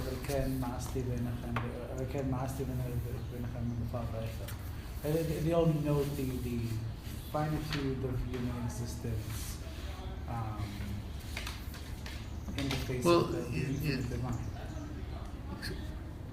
Well, so the issue, from a rhetorical point of view, it's important to pay attention. What is the beginning and what is the closure, right? So there has to be some kind of a closure, but the closure encompasses the self in a certain kind of solitude and finitude. but there is. But again, the voice, the personal voice is stronger here than I think in the Ibn Gabirul. All right, let's take a look at this text from the Zohar. It's some of it is very technical, but I want to at least pick up on certain of the aspects. It's a very different issue of the question, and a different form. Now we're going to deal with a certain form of theosophy or mystical theology, in which these terms will now become ontological dimensions in the Godhead. And I don't want to use this as a whole introduction to Jewish mysticism, so I'm going to have to try to walk through this section by focusing on the question aspect of it that I want to heighten. So we can't get into all the technicalities of the Zohar. Did everybody have a chance to prepare it or try to prepare it? Okay, so let's take a look at this. This is from, I've given you the translation of Daniel Mapp in the Pritzker translation. It's filled with notes, which are helpful and not helpful, because if you don't know what he's talking about, it's not helpful. But let us, let's just spend a few minutes. If you have questions on some of the more philosophical issues, I'll try to answer them, but I basically want to kind of stay with the question, the thematic of the question, okay, and see. So how many of you didn't have a chance to look at it? Because I don't. Okay, most of you had a chance. You looked at it and it went over your head. Okay, all right. Okay. It's not your Tel Aviv text. Yeah. It doesn't go well on the cafes, on the boardwalk. No. Are you from Tel Aviv? No. I'm just joking. Huh? Yeah. All right.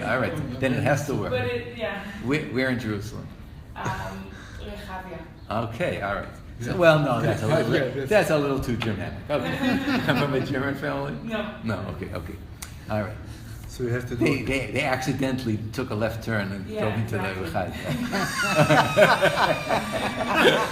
They were intending to take a right turn and they took a left turn. I didn't want to go over the hills. Not, just stay. yeah. That's how some people ended up in Rechad. Okay. All right. So what we have here is. This is part of the introduction to the Zohar, which will be commenting on the word at the beginning, Bereshit. But what we want to begin to focus on is how the teacher of the text, which is Rabbi Elazar, who is the son of Rabbi Shimon Bar Yochai, who will speak at the end and tells the son to stop talking so that he'll be able to be illumined. He's talking too much. he talks, he says, good boy. Now if you'll just keep quiet, you'll have a spiritual insight. It's good, but it's a lot of words, right? He says, it's one of these cases where the father is tolerant and then he sort of smashes his son too. But really, part of what's going to be involved are two. I'm not going to focus on all of the issues, but a lot of it has to do with what the transformation of consciousness and how a different way of thinking about the question and God. Ultimately, one of the things that one can say about God is that God is God's name. God's ultimate name is who? That is God's name. Me. Me is God's name. Or it's one of the names of God's emanation. But at the limit of consciousness, the only thing one can say about God is who. The whatness we'll see is there's a certain limit of a kind of quiddity, of a thing, what you can say about the world. And it's going to play off the wonder of who and the fact of quiddity of the what. And those are going to be the ultimate poles of the deepest questions, and we'll see how he'll talk about spiritual consciousness, and then at another level talk about what produces the consciousness of idolatry, right? The whatness of things. Yeah. Like the what. This is the what, and that's the who. And like who's on first? What's on second? You know that. What? What's on third? Who? Who? Who's on first? You know this? I don't know. You never heard this? I don't know. I don't know. I don't know. He's playing shortstop. He's playing shortstop. What? There's a famous Abbott and Costello thing. You'll have to Google it. It's for native speakers. This was from the 1950s and 1960s. So these two goofy guys, and one says to the other, he says, "Who's on first? What? No, what's on third? That's third base." Anyway, it's a whole. It's a baseball joke. It's a baseball. It's an unending riff. And if you're a kid in the 1950s or 60s, even I don't know how many people. My grandsons actually, by accident, Googled Abbott and Costello with my son a couple of months ago, and he was hysterical. Yeah, it still works. It still works. Okay, so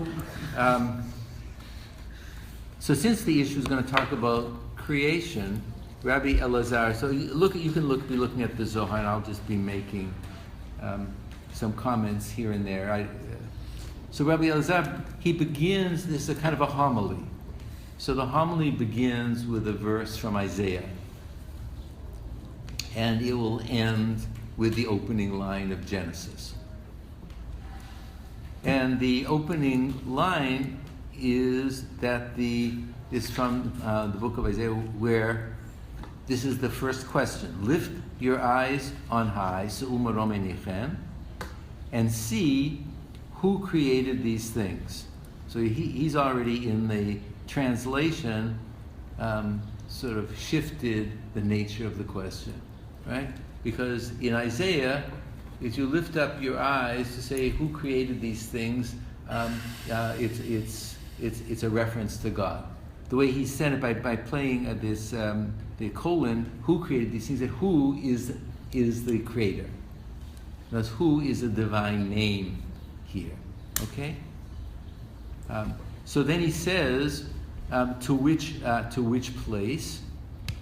To the place to which all eyes gaze, right? So that's the place that, in other words, towards a divine transcendent realm, that all are seekers of a divine transcendent realm.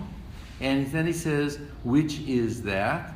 And that is the opening of the eyes. In other words, there is a place. It's a series of puns on a passage in Genesis, and that's interpreted in the Midrash. But the issue is that the opening of the eyes is through an illumined consciousness of the divine reality. The place that is the opening of the eyes. And there you will discover, if you want to be looking at the text, that the concealed ancient one, susceptible to questioning, created these things. So the tam tindaun dahai stimatika dekaima l'sheila. So God is when one is opening one's eyes to God consciousness, one's opening one's eyes to the one who arouses the question, the fundamental question. So there's a dimension that God consciousness is that precisely which opens one's eye to mystery, and to the mystery beyond cognition. So the place to which all eyes turn, that is, God is called Kaima L'She'ela, that God is the one who is founded by a question. What is the question? The one who created these things, right? So that's the who. Now, what the Zohar then goes on to deal with is that in the spiritual realm of the Sfirot, of the divine emanations, the highest level of cognitive capacity. So I'll basically give a kind of summary so we don't have to go through all the technicalities. We can look at some of the highest level of cognitive reach, which in itself cannot be cognized, is what's called Bina, namely divine wisdom. So the mind can only get to the farthest reach of cognition through the question of who, right? In other words, it can only reach up to that level. So at this particular point, from the mystical point of view, who is the most fundamental dimension of spiritual reality? That the person who opens their inner eye, their spiritual eye, is raised to the point of unknowing, to the point where you get to the concealed of all concealment. So in other words, you've reached the limit of understanding. So now the issue of the question of who is an epithet of God, or it is a dimension of God. To get to that level of the brink and the limit of knowledge is the farthest one can say, the most one can say about God is who. And then one is actually asserting a divine dimension. So it takes the notion of question now to the hypostatic level. At the high, Bina is also the upper is sort of the supernal feminine. So the same way we say in Latin, to conceive of a thought or to have a conception is a kind of feminine image. The upper feminine of the who that's what gives birth to all thinking.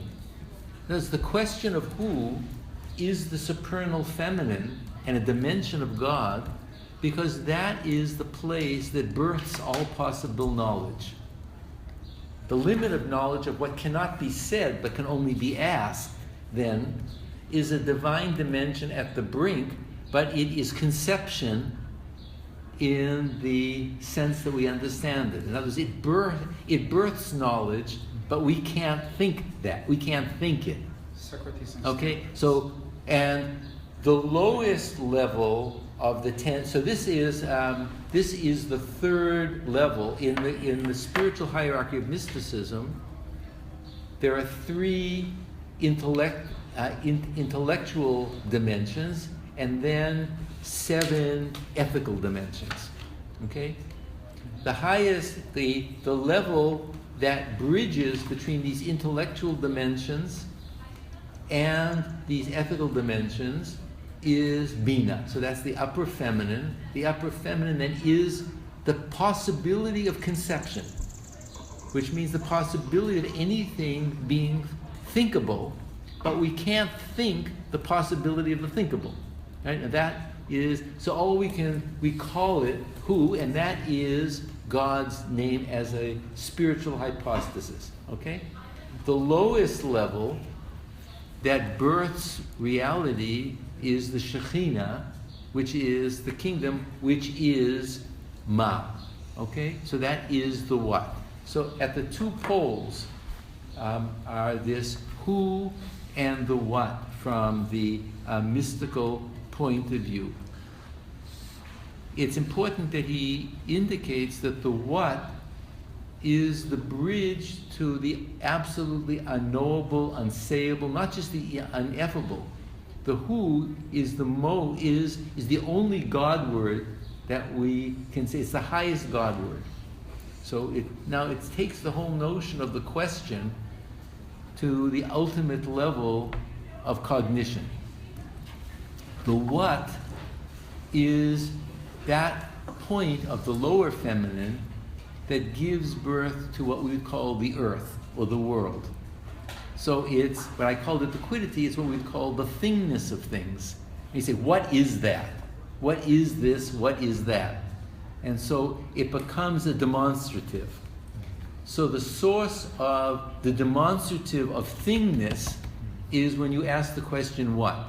So the two poles of the upper feminine that gives birth to any kind of thinking, and the part of the divine that gives birth to the world is the whatness of things, right? And so then the text goes on to speak about those poles, and that the whatness of things,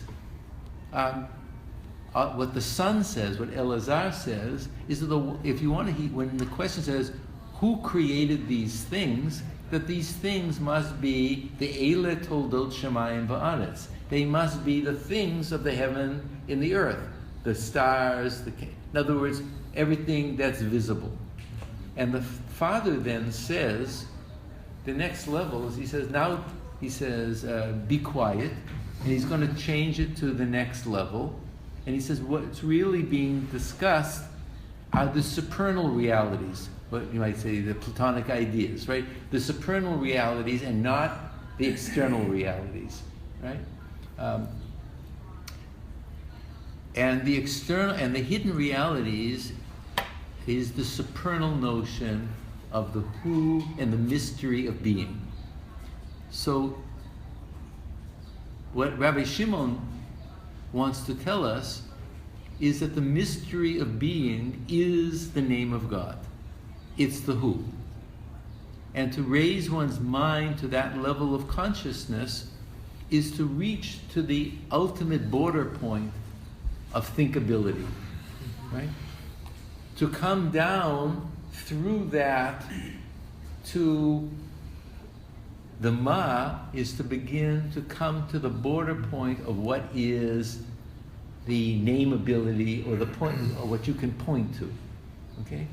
And then he takes it one step further, and he says that when it says Mi bara ele, that if you take that, now he turns the question of Isaiah into another level of divinity, right? The level of divinity that he says is the word me, which is the who, and the ele, which is the thingness of things, which is the whole realm of the divine pleroma, is the name Elohim. Because the two words me and ele comprise the name Elohim. So divinity, from that point of view, is comprised of absolute wonder and the fullness of the divine pleroma, right? It's not the ele of this world, which are really simply demonstratives and things that we point to, but the most whenever we want to speak about God, we have a sayability which encompasses the mystery of God's being, with the emphasis on the wonder part and the many dimensions. The Elah are the many dimensions of God's reality in the supernal realm. And then he asks this amazing question, which then becomes part of the teaching. He says, but when the Israelites sinned with the golden calf, they said, Ele Elohecha Yisrael. They said Ele. And they didn't use the word me. So he's saying that the beginning of idolatry is when you take the reality of existence, which is the divine reality, and you only deal with it as quiddity and thingness. In other words, what they've done by turning the Ele away from the me, these things from the me, they've split wonder from thingness. And so the thing that they made as a golden calf was simply the thingness of the world. And it was deprived of the divine dimension that would have transformed it into a divine reality. By only calling the golden calf Ele, these are your gods, they split it off from wonder. So the Zohar then concludes with this amazing statement, and this is why I added this text as a kind of different meditation on what wonder is. if one only sees the things of the world or worships the things of the world, one is deprived it of wonder. And when you add wonder to thingness, you have divinity. In other words, what divinity is the existent reality of things infused by wonder. And that's the brilliant insight by taking the question of Isaiah 40, Mi bara ele, who created these things, as a substantive statement. Who, the me, created ele. So you have to bring wonder, the question of who, together with thingness, and that's the total pleroma of divine being. And if you split that off, says the Zohar, you've created idolatry or materiality. It's the same thing. Ele is materiality, which is the same as idolatry. And it's not a divine name. It's only when the divine name, which is wonder, that's all it is infused into actuality or thingness of the world, that you get the divine name, and then you see things from the divine point of view of wonder and mystery. So through this interesting route, by starting, this is a typical form of the Zohar, by taking a biblical question, who created these things, which in a certain sense is a rhetorical question in Isaiah. Obviously God, right?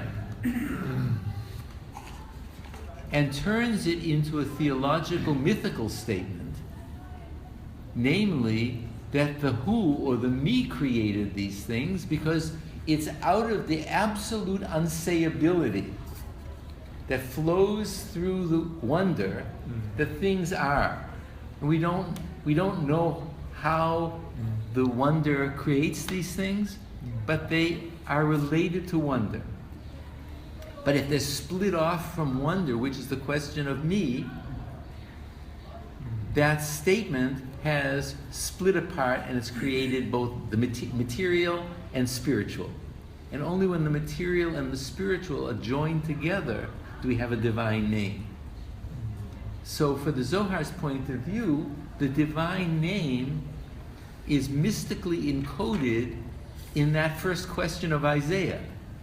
But you have to begin to realize that the whatness of the world is the product of wonder. It's not the product of any sure knowledge. And when the two things are brought together, we have a sayable divine name. Now, you can't say the name of the hidden divine name, but you can say the name Elohim. So from the point of view of theological sayability, it's the fusion of wonder and thingness of experience. But the name of God that's beyond that is an unsayable name. And it is the place where the me, because me is not a name and it doesn't refer, it's not anything that one can point to. It just opens up the petach einayim. That's why he says all the why does is it opens the inner eye. Right? He says, so it's a total transformation of what questions are. The state of the religious person is to open up that inner eye towards the unsayable. And the unsayable is simply the name of wonder. But it is a transformative power because the only divine name we can say, which is Elohim, is a mixture of worldness or thingness and wonder. And the notion that world or idolatry or materiality is transformed into a spiritual substance by wonder is an astonishing insight. There's no difference between the tree as tree, which is part of Eleh, and the tree as tree but when it's transformed with wonder, it becomes something totally different in consciousness, and then it leads the eye from the inner eye back up to the true source of wonder, which is the unsayability. So at this level of Eileh, it's this, and this. That's what quiddity is. It's all the demonstratives of those things. And at the point where that it's infused by me, you can't point to it anymore. You can only be astonished by its place in existence. So there's a huge, you see the transformation now of the biblical question into a mystical question that's designed to teach the person who goes through this mystical midrash a new level of consciousness.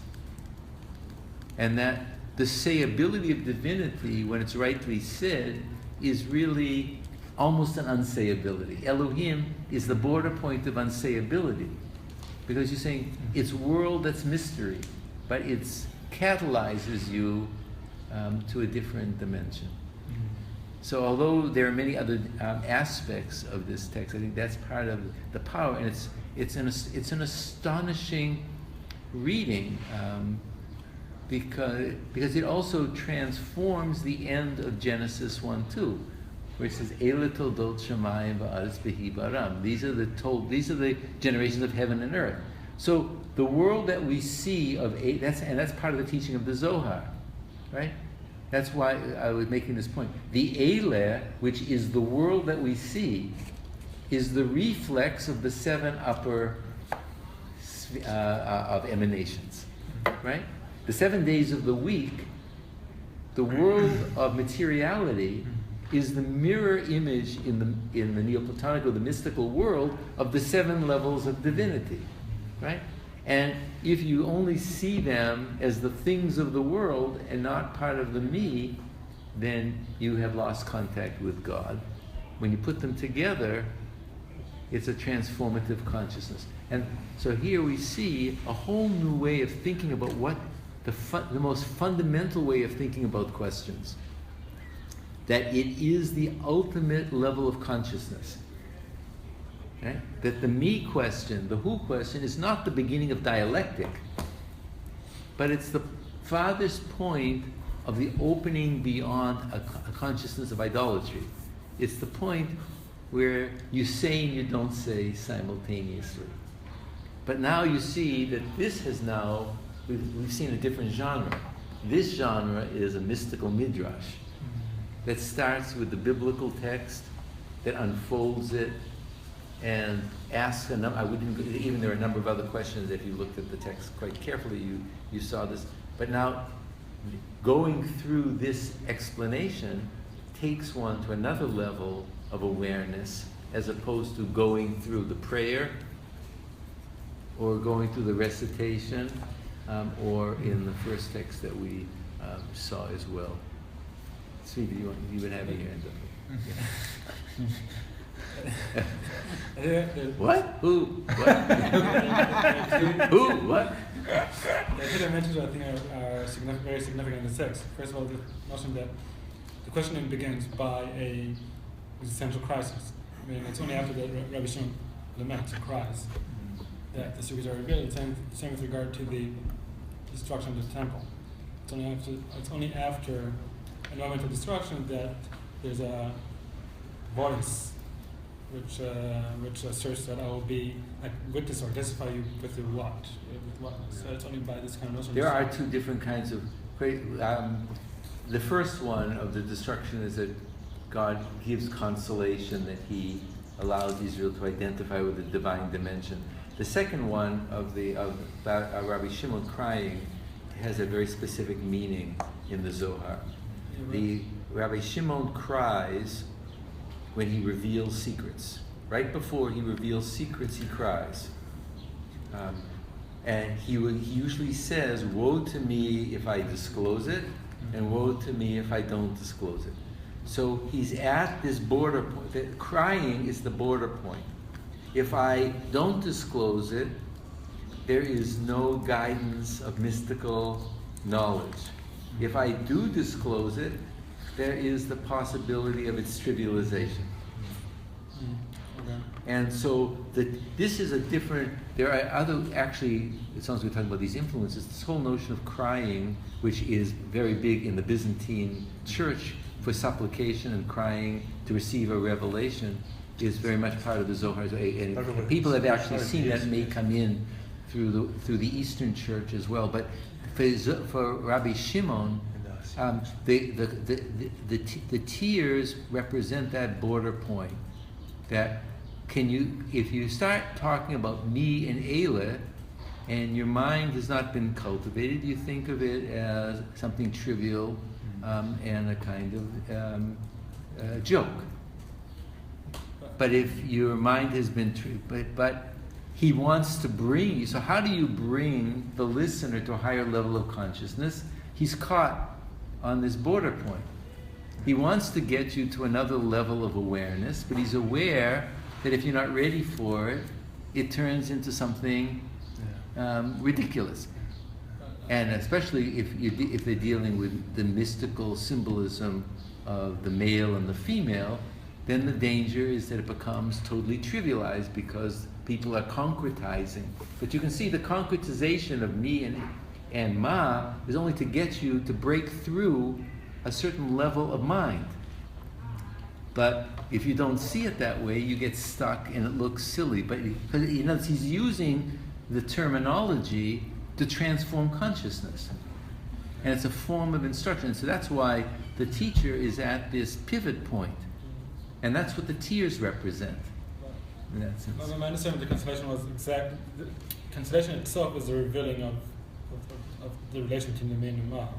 Ultimately, when it speaks about Jacob being the symbol of that which kind of connects between the men and Ma, the Bariach, right, which is actually the kind of results from the constellation of God responding to the crisis or to the... Right. So Jacob is Tiferet, who mediates between Bina and Malchut. So the constellation itself reveals this kind of the inner meaning of... Right. So the first part is that God gives a consolation that Israel, that the lowest level of what, which represents Israel, which represents the Shekhinah, which represents the temple, will all be healed together. I didn't want to go into that because it gets very esoteric. But you're right, there is a first level of crisis and consolation. The second is the crisis of speaking about the what and the who. So that to ascend in consciousness from Eile to me is a transformation of consciousness, and he has to do it through these verbal plays, and then he reveals this astonishing thing. But that's the danger of this esoteric. That's why it's presented that way, because all these things can be trivialized. A question about how it's presented in tradition. I mean, this is it seems like a very technical system. Like we're going through the Sephirot, right, these different meditations, right, stages in a sense. Do they present this? Is this presented as being sort of the only way, that only people with access to this knowledge are able to sort of attain these higher states? Or, I mean, as we were looking at there are different.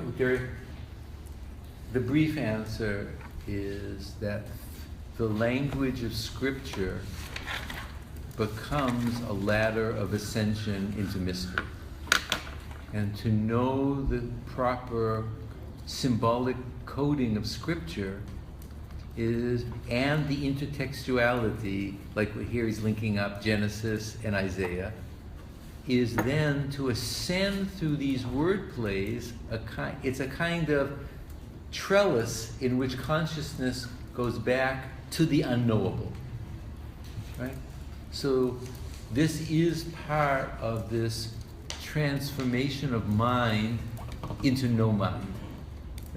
Ultimately, God is this stim, this unsayable, unknowable, and then he says we don't even know why something thrusts out of infinity as will that begins to make an etching into being.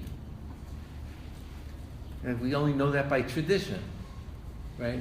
the very that. But the goal of consciousness is constantly to ascend to unknowing through the revealed words of Scripture, which properly reinterpreted bring one back to the ultimate source of being. Or you get as close to Bina. In other words, you can't get beyond that. And Bina is nothing that can be known. You can't conceive that which conceives thought. Right? That's part of what they're saying. You can't conceive that which conceives thought. You can only say who, right? In other words, it's a source of wonder. But when the Zohar then says that when God, for God's reasons, chose to begin to etch something in the infinity of being, it was filtered through Bina, which means to the degree to which a human being can know it, it has to come through something that the mind can conceive of, but ultimately it's a source of absolute wonder, and you can't reify it. I'm wondering also, when we're looking at Halevi and Gabi, we're looking at these almost like poetic. The mystical poetics, right? Yeah, mystical poetics and sort of. That, but the Zohar is definitely a mystical poetics. But so it could be accepted that there are people who have different sort of. I mean, somebody wouldn't have to necessarily become an adept of the Zohar, but they could also through this is a very specific mystical fellowship that you could have theological and divine consciousness in other spheres. You can see in Ibn Kabir another version of the Jewish Neoplatonic system, right? But it's so. This is a particular hermeneutical logic that allows one to expand consciousness by expanding the mystical eye. That the inner eye becomes illuminated. It's the opening of the eye, and when the inner eye is opened, one realizes the mystery of things, right? It's the ultimate Wittgensteinian question, right? Why is there anything? It's the why. Yeah, that's really where this text is pointing, but it's doing it also as an instruction. Yeah, I mean, I guess so we've sort of, we've come. It was one thing to ask questions dialectically, and through the Talmud is asking paradoxical questions, and now the mystical point is to take this to the absolute. It's the point when consciousness becomes thinkable, and that nexus point is wonder. That's all that can be said. But that's only for those who can work with this mystical hermeneutics. It's not for everybody. Yeah, but I guess what I'm wondering is this considered the highest and the only way to get to that level? For this fellowship, yes. Okay, so somebody who has maybe, I'm just thinking of other traditions where you have more philosophical strains, you have more mystical strains, you have also poetic ways of expressing whatever you want to call ultimate reality, divine truth. And it might be seen that those could all be seen as different ways to get to the same place. Yes. By whom though?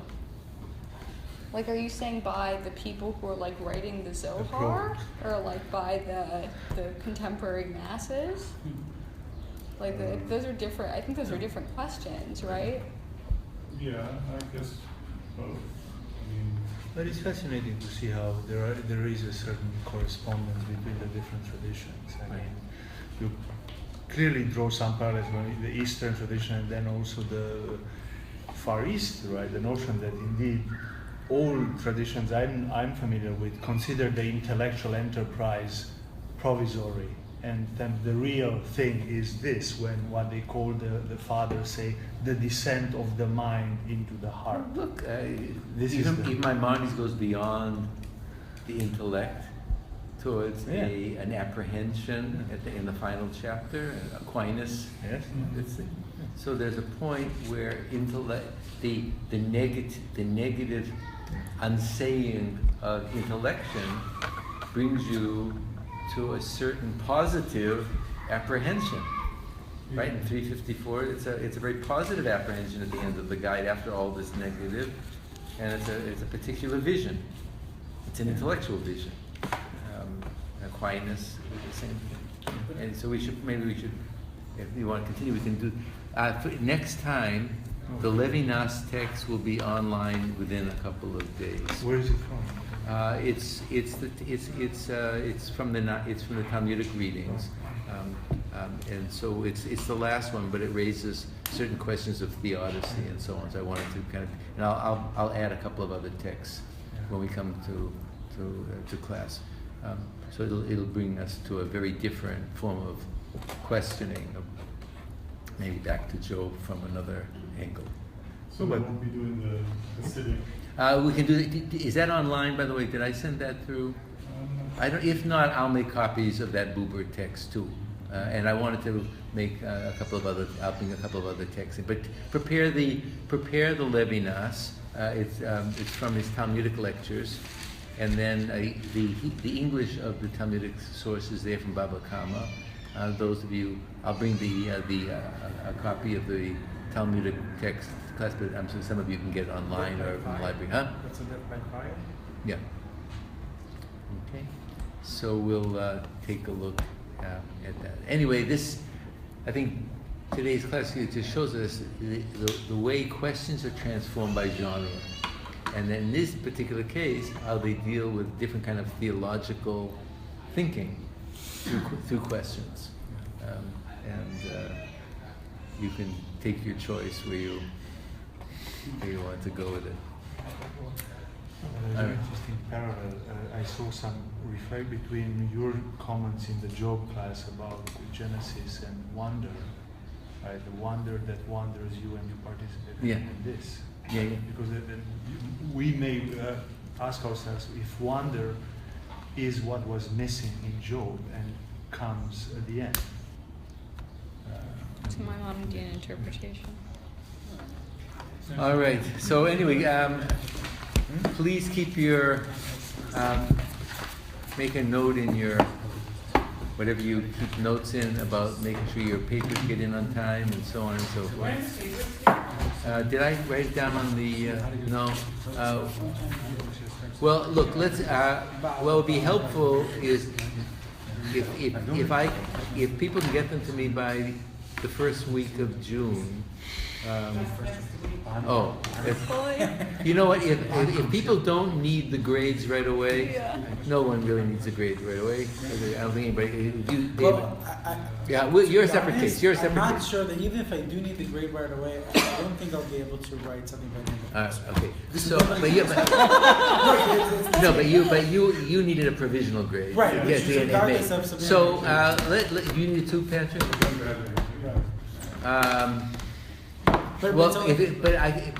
But can you graduate with a provisional grade? Yes.